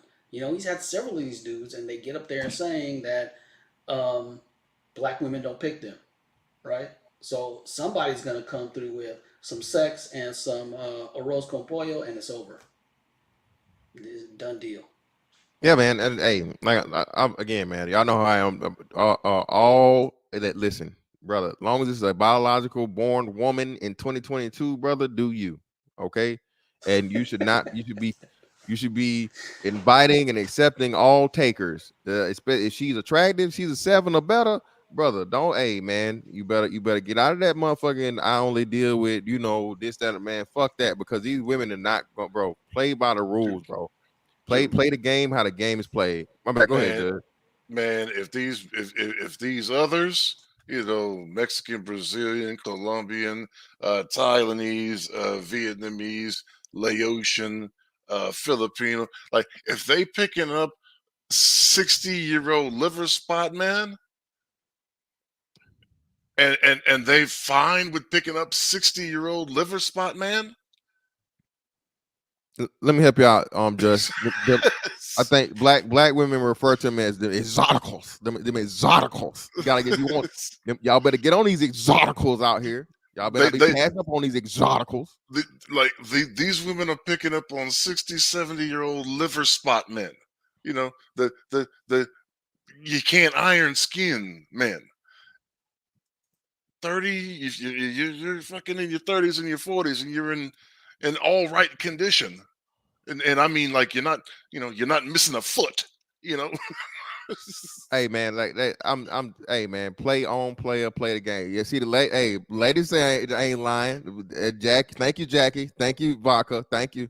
You all know I ain't lying. I'm exoticals. Yeah. He don't have enough swag for me. Okay, he gonna have enough swag for somebody. I'll tell you that. Again, man, I'm telling y'all, slap the shit out of every pander nigga that comes out. Oh, you ain't got enough game for these. Man, get the fuck out of my face, nigga. Yeah, bro, this I tell you, this shit is international, intergalactic, nigga, interdimensional, nigga. I don't. Bro, I you're don't not gonna limit my dick, bro. We got to listen. stop the dick policing. I Please. don't mean to shit. This is not me trying to shit on Indian dudes. But what Indian dude have you seen with swag? None. But I seem to see a lot of them coupled up. What Vinesh and Patel? Yeah, man, they ain't never shortened. Never, So never. I'm just saying, like, You know what I mean? So I'm telling you, man, like, bro, we got in black men, especially, bro. You've been held hostage, brother. You got Stockholm syndrome. Let that shit go, fam. I don't give a fuck what no man or woman got to say about my dick. Okay, no man, period. You nigga get off of it. You shouldn't even be mentioning it unless you are a doctor, sir. And I've had some horrific, tragic accident to where my penis needs to be reattached to my body. You should not be concerned with it, worrying about it, or talking about it. Okay, there should be no way that you are mentioning another man's penis in 2022 as a straight heterosexual man, and you're not a medical doctor. Okay, let's start that and keep that standard. Now, as a woman, okay, for your ass, listen, unless you're going to please my penis, can you just ease up off my penis? How about that? All right, if you're not going to please it, just ease up off of it. Okay, fuck out my face. If you're not gonna motherfucking make sure that these balls are drained, okay, this scrotum is motherfucking empty. Okay, you got nothing to talk about. Don't worry about what I'm dealing with, who I'm dealing with, and all this other shit. La la la. Don't get out my face. Don't worry about it. Okay, and even then, even if you want to do it, if I don't want you, it don't count. All right, sorry, ma'am. If you are a black woman or whatever, and you out here looking like motherfucking TD Jakes Jr., you know what I'm saying? What Flavor Flav the second, and goddamn, you know what I'm saying? You out here motherfucking with shoulders like you got shoulders like Ray Lewis. I'm sorry, I can't. Like, listen, I'm sorry. Even as much as you may want to help me out, I don't want your help. Okay, find the next black man. But you know what I'm saying? If I don't want you, your opinion don't fucking matter, man. Get them out of here. I ain't trying to hear that shit. But let me see what Freeman's Journal gave us here, man. Freeman's Journal gave us a nice little piece of information to look at real quick. Let's pull this up and see what we got here. Let's see what we got here. body like Shrek, face like donkey. Fair use, by the way.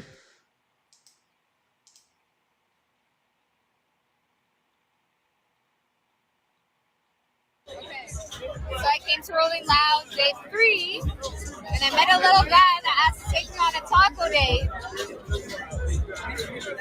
So we walked to the taco truck, get our tacos. Ladies, word of advice, if he's broke, leave him alone. His card declined 3 times.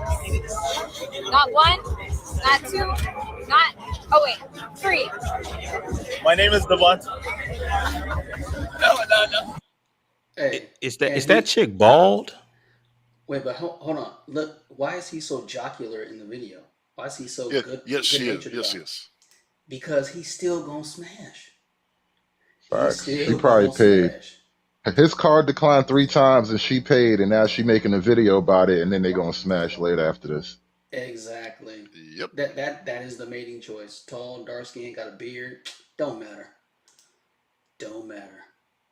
Now again, I think that there's a monetary, there's a monetary situation there as well, that where they're at, the location that they're at, him being there, she's going to play the odds financially. But I will agree, if it was a different environment, you would probably still be correct, Friedman. Yeah, I mean that's why the market for black men that want to be married it's not black women. Right? The numbers prove that. The culture proves that. Because we all know it. Here's the thing that trips me out, right?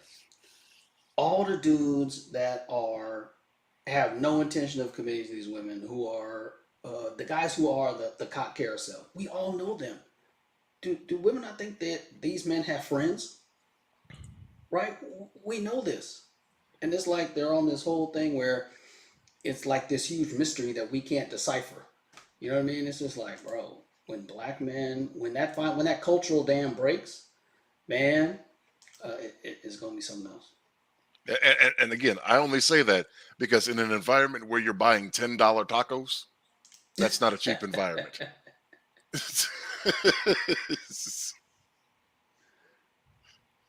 But yeah, Tacos man. should never cost $10 or fucking more. Yeah. Let me see. Yeah, man. Hold on. Let me jump back into this thing with Hafiz and I don't how is a nigga named he African. Okay. Hafiz. I thought that was like an Arab name, but hey, let's see. Let me jump into it with brother Actually, Hafiz, man. it is, and it means memorizer of Quran. Oh, okay. It's somebody who's shown proficiency in the memorization of the entire Quran. It's called Okay. Hafiz, or Well, it's wisdom. Ike said the Nigerians don't claim him. Oh, word! They done pulled his card. Yeah, they rejected him from. They took his family reunion card.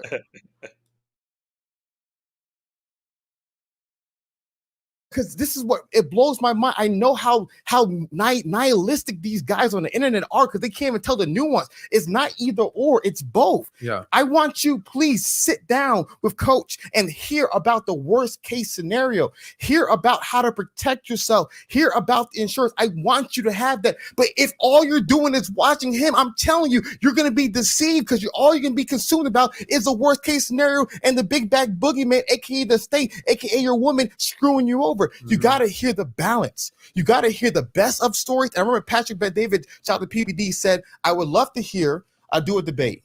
On one end, people who've been married, happily married for 40 years, a beautiful marriage, and then the guy who's been in the worst divorce in human history. And then let the people hear both of the stories. And that's what I'm talking about. There's also good. There's also good that happens. There's horrible, but there's good. We need to share both stories. And my biggest problem is when we spend all day long, most of our time, because there's a profit model in it. And I shared to my guys in the Standard the profit model in it. CNN doesn't share anything positive about Donald Trump. Why? Because you don't make money that way. If I'm doing content on internet, I don't make money talking about healthy marriages. Who wants to watch that crap? Know how to make money? Crazy delusional women screwing men of their money. Clicks, views, CPM through the roof. I know how it works. I can show you for days. I can pull up my analytics. I know how all this stuff works. And so my biggest okay, we're gonna have again. Look, why don't casinos tell you this is what I want to have? I want to have a debate between people who won on slot machines and people who lost everything on slot machines. Why don't we ever talk about the bad side of gambling with slot machines? Again, man. Thing. You know, why are you trying to bring balance to a situation that is naturally imbalanced? I mean, the reality is, especially if you're black, but generally speaking, across the board in America right now, there are more bad marriages than good. There are more horrible divorce stories than there are amicable separations. Conservative. I'm trying to give you a lesson on financial literacy. Why are you focusing on everybody who lost the lottery? You selling me lottery tickets. That's what it is. It's not even financial literacy. You try to sell me a lottery ticket. Damn. Why are you focusing on lottery? You're going to focus on winning. We're going into this with the mindset that you're going to win the jackpot, not that you're going to lose the jackpot. Why would you focus on the people who lost? All the people who lost. Think about the few people who won. Damn, SKC. I understand people and their arguments on the whole thing with marriage, particularly coming from the lens of black. I get it. The arguments are sound. The problem is when that is extrapolated out to greater and all America. If people are stating the numbers as if they were, then there wouldn't be 128 million married people in America right now. My only caveat to that argument, SKC, is these are gross statistics, right? These are not. I'm not seeing you show anything that's demarcated for Z's, X's. You see what I'm saying? Because right. Because I know those numbers skew right I know that those numbers skew greater for greatest generation boomers. That's what And that's what my whole point was. That's what I'm saying. So everything we look at now, and SKC, no one's doubting the data, they're right? That you're weighted. saying. Yeah. That's what I'm saying. And we're not going to know the truth, SKC, until I say another 15 to 20 years. In another 15 to 20 years, when it really starts showing the truth and the facts about who's really married and all this other stuff, you know what I'm saying? And that'll give you what, kids turn 18, right? So that's another big thing too. A lot of people stay married for the sake of the family, for the children, all these different things. I'm telling you, SKC, what's today? Today's the what? October 17th. October 17th, 2022. We wait like 10 years, 10, 15 years from now.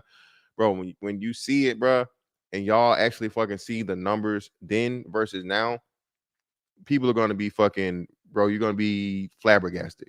Okay. Jaws are gonna No, drop. I agree. I agree with you. I agree with you. All I'm saying is for people to, where there's of like a judge was saying, weighted distributions. I get it. But there's also margins of error that we have to take into consideration as well.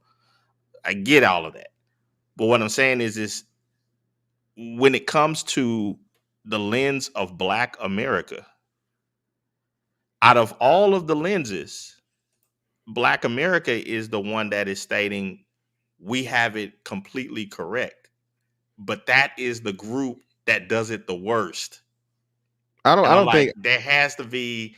I'm like, okay, you I may don't think be in the I don't ballpark. think that's being said. I don't think that's being Yeah, said. who's saying that? Yeah, I don't think Especially that's not being in these said. parts, bro. Yeah, The I women. don't. A lot of people are. A lot of I people would make I the would point. say, A I lot would of agree people. with them to Hold say on, that hold the on. women are saying that. The Hold on, women give that A lot of nobody wants to marry are saying that they got it straight on marriage. All right, got you. Well, and the simps, the women and the simps are all on that line. Yeah, but that's what I'm trying to figure out. SKC. So SKC, who's saying that Black people got it figured out? Because the even then, people. go ahead. The people who say that that Black America is the canary in the coal mine. That's the exact same argument. No, no, No, no. they're the canary in the coal mine for the rest of America having the same dysfunction and the same lack of marital rates and all the problems that you mentioned that come because of not having stable marriages. Black America is leading the way, and the rest of America is following it. Yeah, That's what that following that. canary in Yeah, the coal mine is. It's not about because us Right, knowing right, anything. We're right. just getting But that sick first. That doesn't make us smarter. right, all right. but they're stating that with the almost prognosticating that uh, this is going to be the complete future of all America. And I'm like, I understand making the prediction based upon the forecast of you using a forecasting model of Black America, which is I see what you're abnormal doing. to America. Okay, so SKC, No, what you're saying. So hold on, no, I got it. No, So I think I basically, understand as well. yeah. So niggas is taking credit for taking false credit for something that they fucked up on. So Correct. yeah, exactly. Okay, cool. I got you. So yeah, that I can understand. And then I know who'd be saying that. There'd be Black women mostly saying it than Black men or whatever, because Black women are, hey, we don't need to be married. We don't need men. With the Black Lives Matter push of, no more no more nuclear family, all that bullshit. Yeah. See, So I that's the see point. exactly what you're saying. I got you now. But yeah, but again, those are radicals. And again, but you right. Hold up. I gotta say this. SKC is right, because the voice of Black America are Black women, unfortunately. and that's not So he's exactly radical.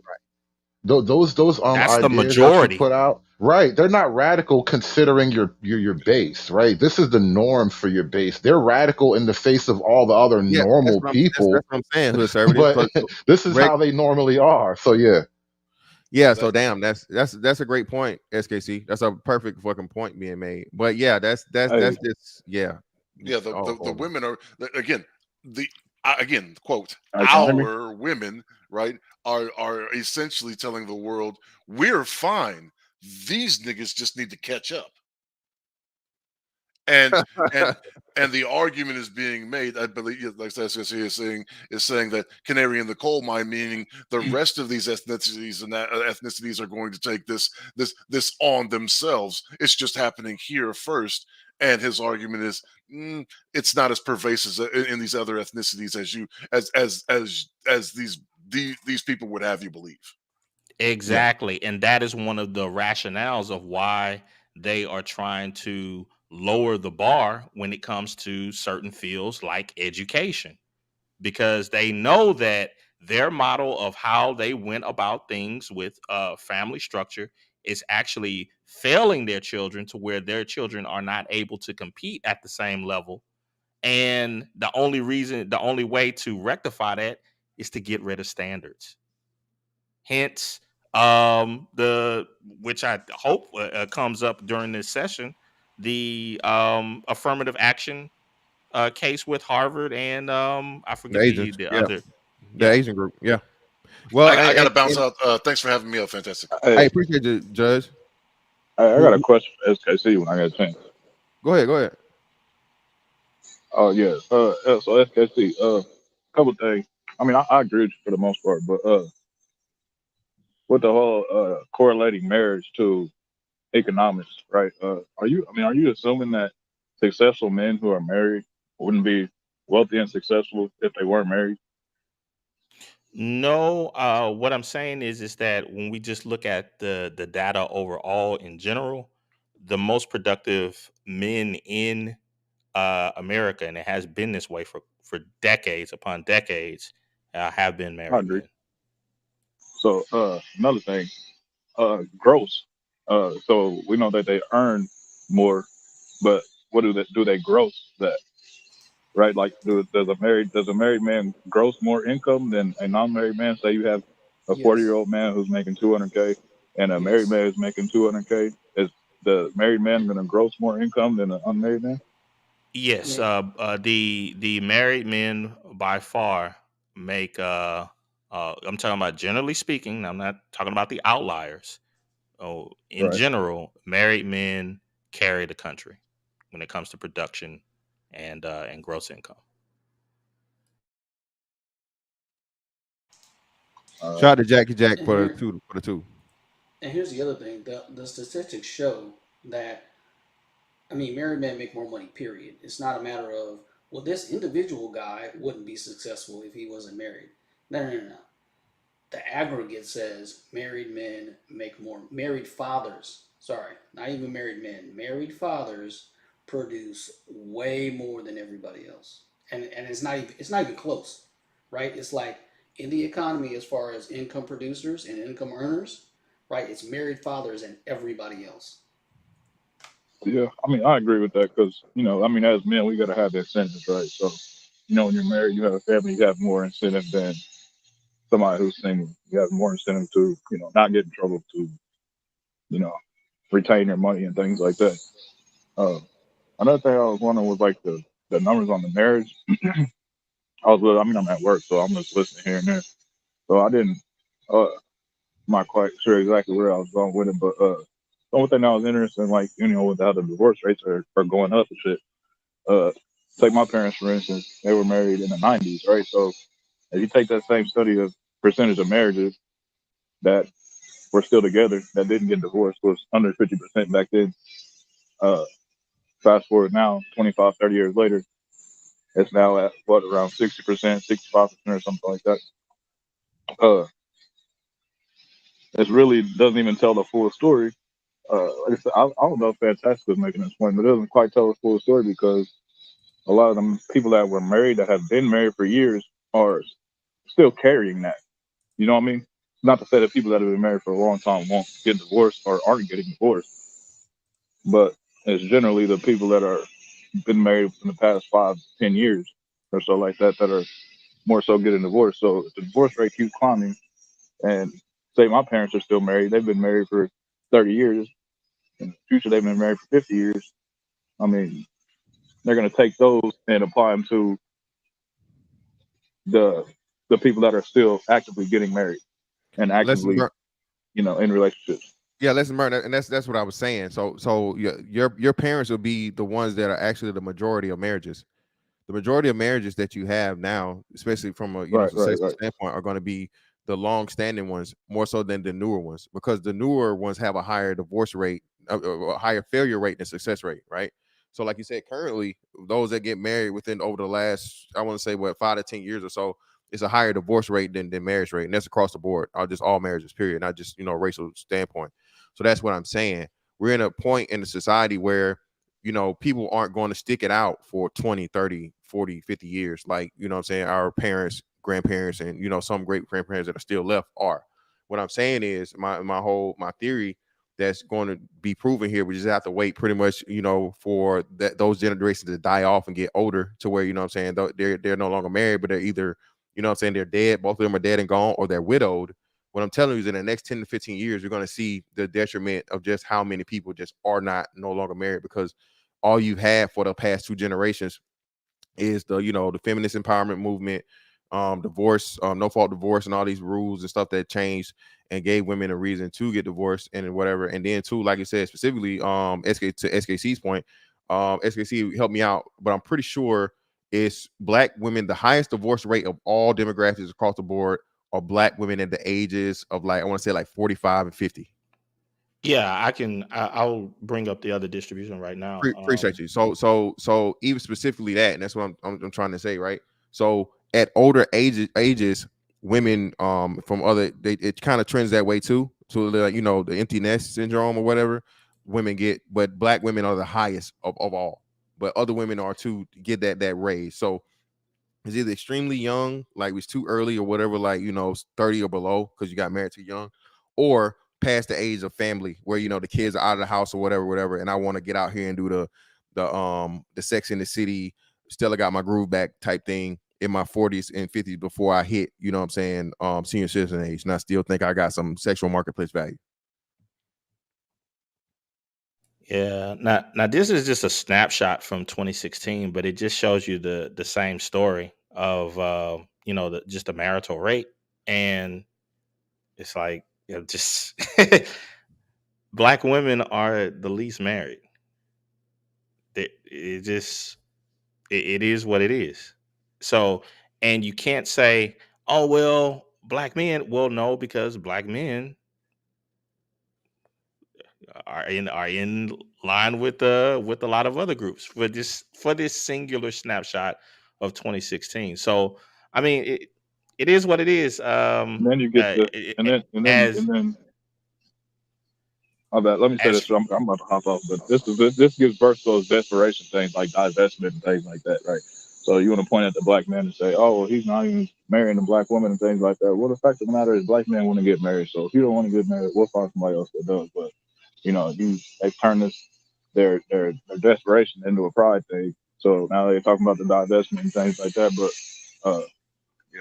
good fire discussion as always, man. Appreciate y'all. I'm gonna hop off here.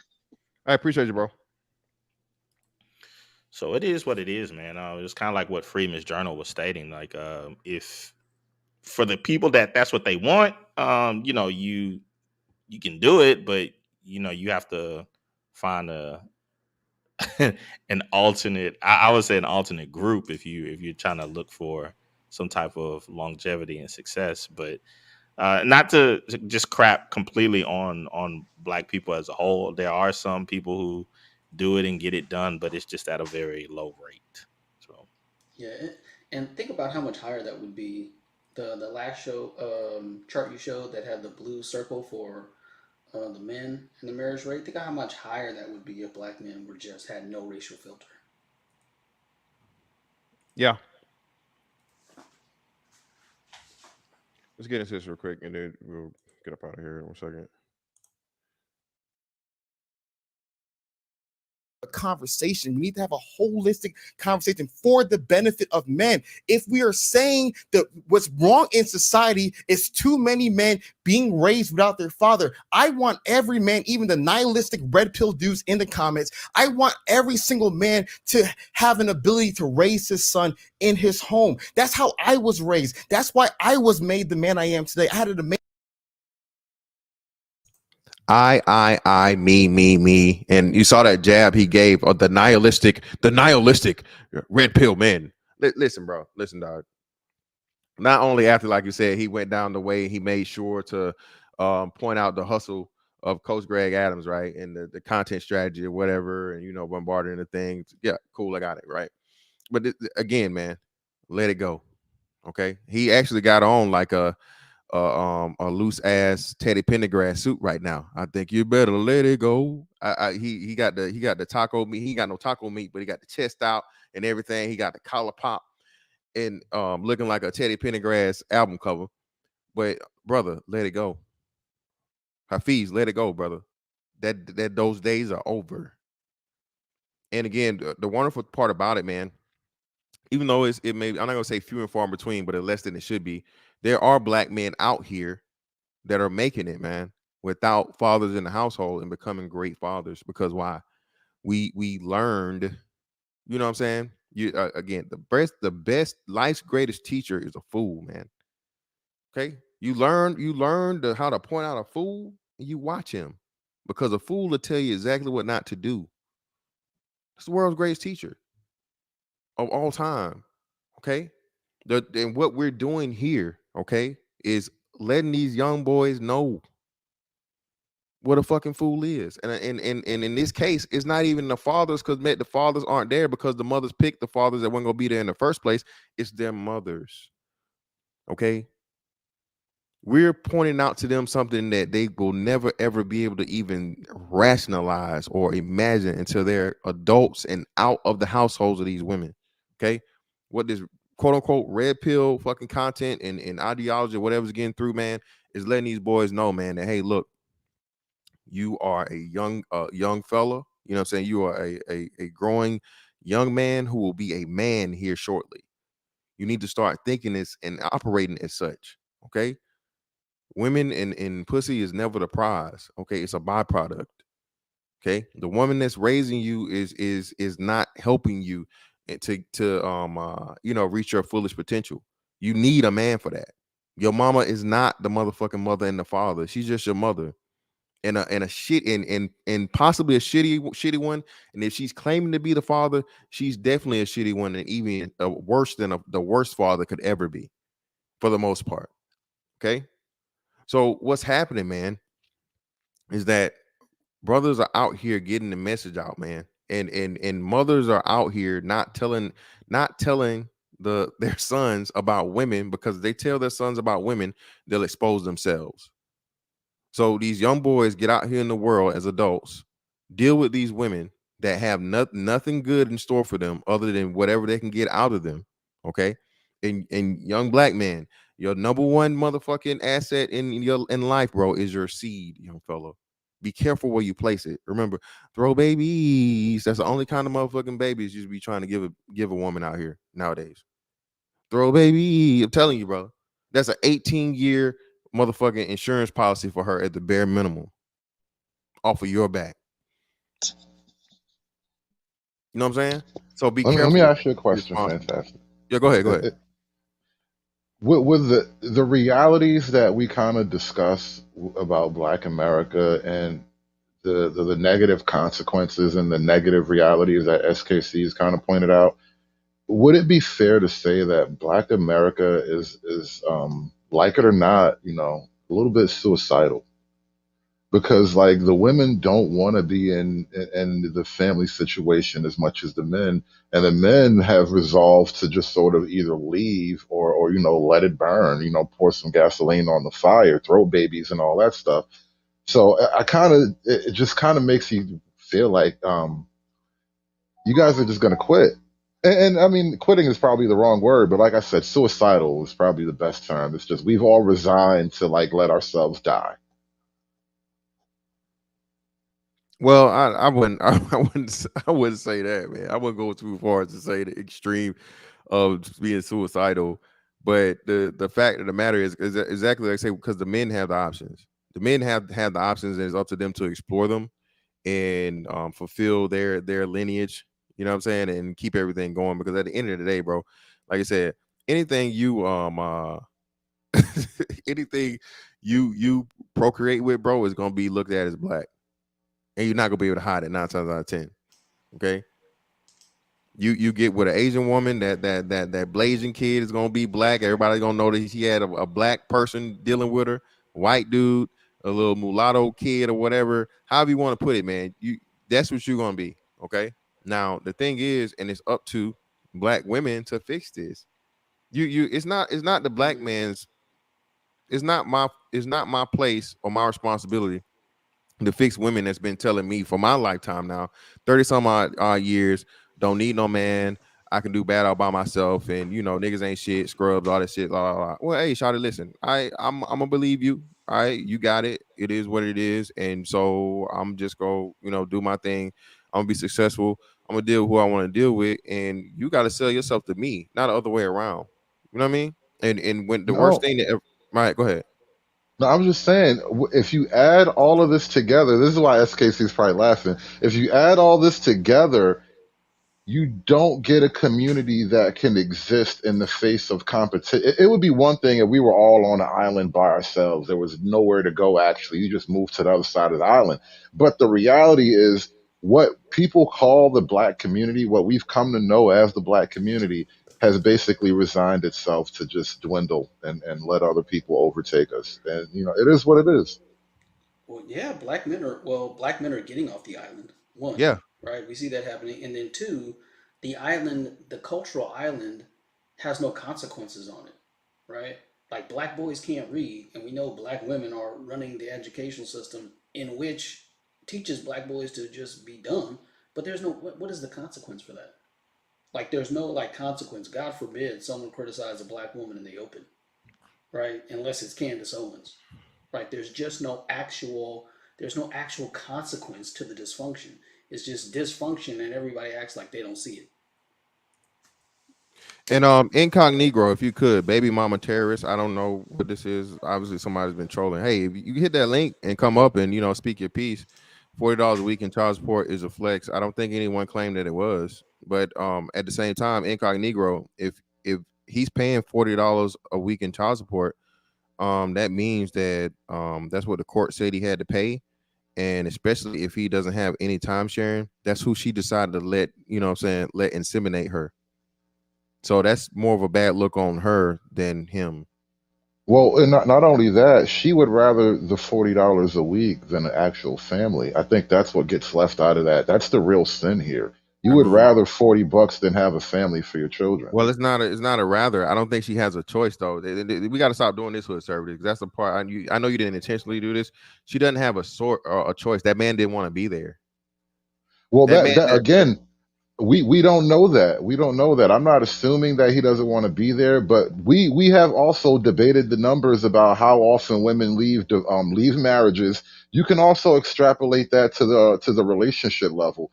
It's not just that the men didn't want to be there. That may be true, but quite often you'd rather be single. Yeah, and again, I'm with SKC, man. Listen, you can't brag about something or try to shame the man for what you're worth. I'm sorry. The court system decided that, what I'm saying, the 9 months of labor you had and the life that you created is only worth $40 a week. That means you chose that man. You should have chose someone better to skeet and beat your cheeks. Sorry. I mean, so you're really making yourself look bad more so than that man. Mm. But hey, let's play this, man, and then finish this thing up. Amazing father who's able to raise me in his home. I want every man to raise his son in his home. And I want to give you every tool possible to be able to have a healthy marriage, to be able to be a father who's present. And so my biggest thing is all we're talking about what's wrong, especially in the black community, all that's going to lead to is more single moms, more broken homes, and more of the same BS that's going on today. And to me, I'm sick of it. I want to move forward in society. So is that essentially your biggest problem with the red pill community? Is that it's all negative, it's all Adam, insurance, it's all what could happen bad, and they have to be real. There's an incentive structure for it. I shared some of these people these numbers. I'm a And again, man, I'm with him on that. I told you, y'all, that's why I'm go so hard on this whole supremacy shit. Y'all niggas do get caught up in a lot of shit or whatever. Y'all do get caught up in this, and you hear what you want to hear, echo chamber and all this. Yeah. Fuck these bitches. Yeah, bro. I'm all for. I'm with him on that. But the fact of the matter, right here, brother, that's not the case. And sometimes there is a soapbox that needs to be stood on and never get off of it, because again, we're the first generation of men to speak against marriage, period. Okay. openly, publicly, and talk to and tell the worst of the worst for you to even hear it. That's what no one talks about, right? Everybody wants to look at the snapshot and be like, oh man, you're just talking about this. Okay, so bro, even if it's been for a 2-year period, right? Which red pill shit ain't even been that long. How many years upon you had literally thousands upon thousands of years of get married, get married, get married, get married, get married, get married, get married, get married, get married, get married, get married, get married, get married, get married, get married. And even still at the same time, what's not being said, most importantly, is even with the don't get married talk, there's still get married talk. So no one's even looking at that from the realistic standpoint of saying like there's always going to constantly be a pro marriage, a pro marriage message, always, without a doubt. But as soon as a man steps up and says, okay, well, you shouldn't get married. Oh, well, we got to shut that down. We got to stop. You got to, no, brother, listen, it's been all this pro marriage for 30 years running. No man even had a platform or chance to say it. What did black women do? Since he wants to bring it to the black sector, let's just bring it to break it down racially, right? So even without the against marriage, anti-marriage, whatever you want to call it, don't get married conversation, for how long has the black community been going against the norms? All right, shout out to SKC for showing us out. We're literally upside down in comparison to everybody else when it comes to divorce rate versus marriage rate. So the message of don't get married has only been around for a couple of years. How therefore do you explain the other, 30 or 20 some odd years before? So he didn't even understand that he's further proving our argument as to where, and mine personally, when it comes to black people, it's over with, bro. Traditional marriage is in the trash can, it's in the dumpster. If you're thinking about getting married as a black couple, for the most part, bro, that is the anomaly. That's not what I'm saying. That's what the stats and the data and everything says. We having a successful till we die, fucking black marriage, black man and black woman, bro. Hey, you better off motherfucker finding a needle in the goddamn needle stack. Okay. That's not what I say. And again, it's we already know we're seeing that it's trending towards there being less and even less marriage. So that's why I'm saying, man, get out of that ideology or that mindset of even it being possible and adapt. A man's supposed to fucking adapt, man. You know what I'm saying? You're supposed to adapt. You're supposed to motherfucking adapt and dominate. With that being said, start doing it. If a woman's gonna take you serious, again, we gonna live by and understand the whole, not no DJ academics. I'm the prize. I'm the prize. Nah, nigga, you shouldn't be doing that. But carry yourself in a way so you have to say it. You carry yourself in a way where that woman respects you, bro. You never gotta say it. You never gotta tell her I'm the fucking prize. Now it can be like a little joke and banter conversation you had because women nowadays, what's so crazy, bro. I've actually had women have had that conversation with women. Oh, you one of them. You think you the prize niggas, huh? Of course I am. What the fuck you mean? Of course I think I'm the prize. What are you talking about? Did you look at me? You're like, what are you saying? Why you see it? That's why you asking me the question. I exude that. You know what I'm saying? My personality, my energy, the way I carry myself, you see it. I ain't even gotta tell you to say it to you. And the fact of the matter is you notice not that you brought it up, lets me know that you know it. So why I even gotta talk about it? Now it's for you to see if you can win this prize. That's up to you if you're gonna win the prize or not. But just know that, like, hey, like with any prize, everybody's trying to win it. And that's why I'm telling y'all to get away from this whole supremacy shit, bro. Like, bro, if you doing your thing as a man, bro, and you carrying yourself the way you're supposed to be carrying yourself, you taking care of your business the way you're supposed to take care of your business, take care of your body the way you're supposed to take care of your body, taking care of your mental the way you're supposed to take care of your mental, bro. The world is yours. Okay? Like for real. I'm trying to get y'all to be getting a winner's mindset, bro. Because we about to be on real hard times, extremely hard times. Here soon be coming. Okay, so I'm trying to get you guys to understand, bro, who and what you are versus any of this other bullshit, bro. I ain't worried about what no chick, no bitch say, bro. I'm not, dog. I can't.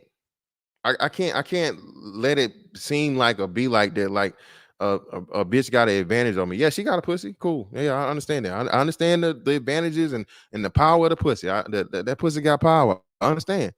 I do. But at the same time, nigga, a wise man once said, "May he rest in peace." Pussy don't whoop me. I whoops pussy.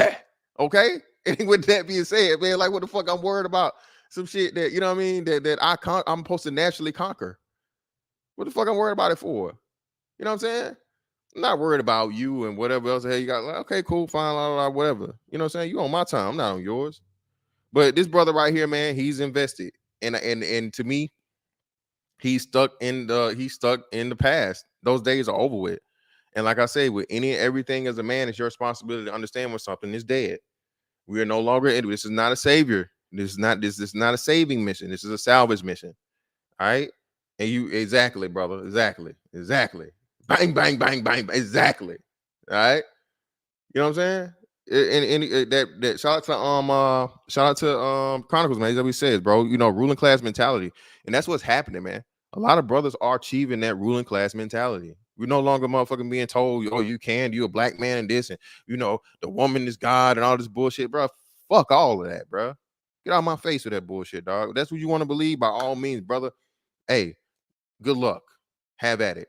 But understand too where all that woman is God shit came from. Every last one of them woman is God niggas don't even fuck with black women no more. Think about that.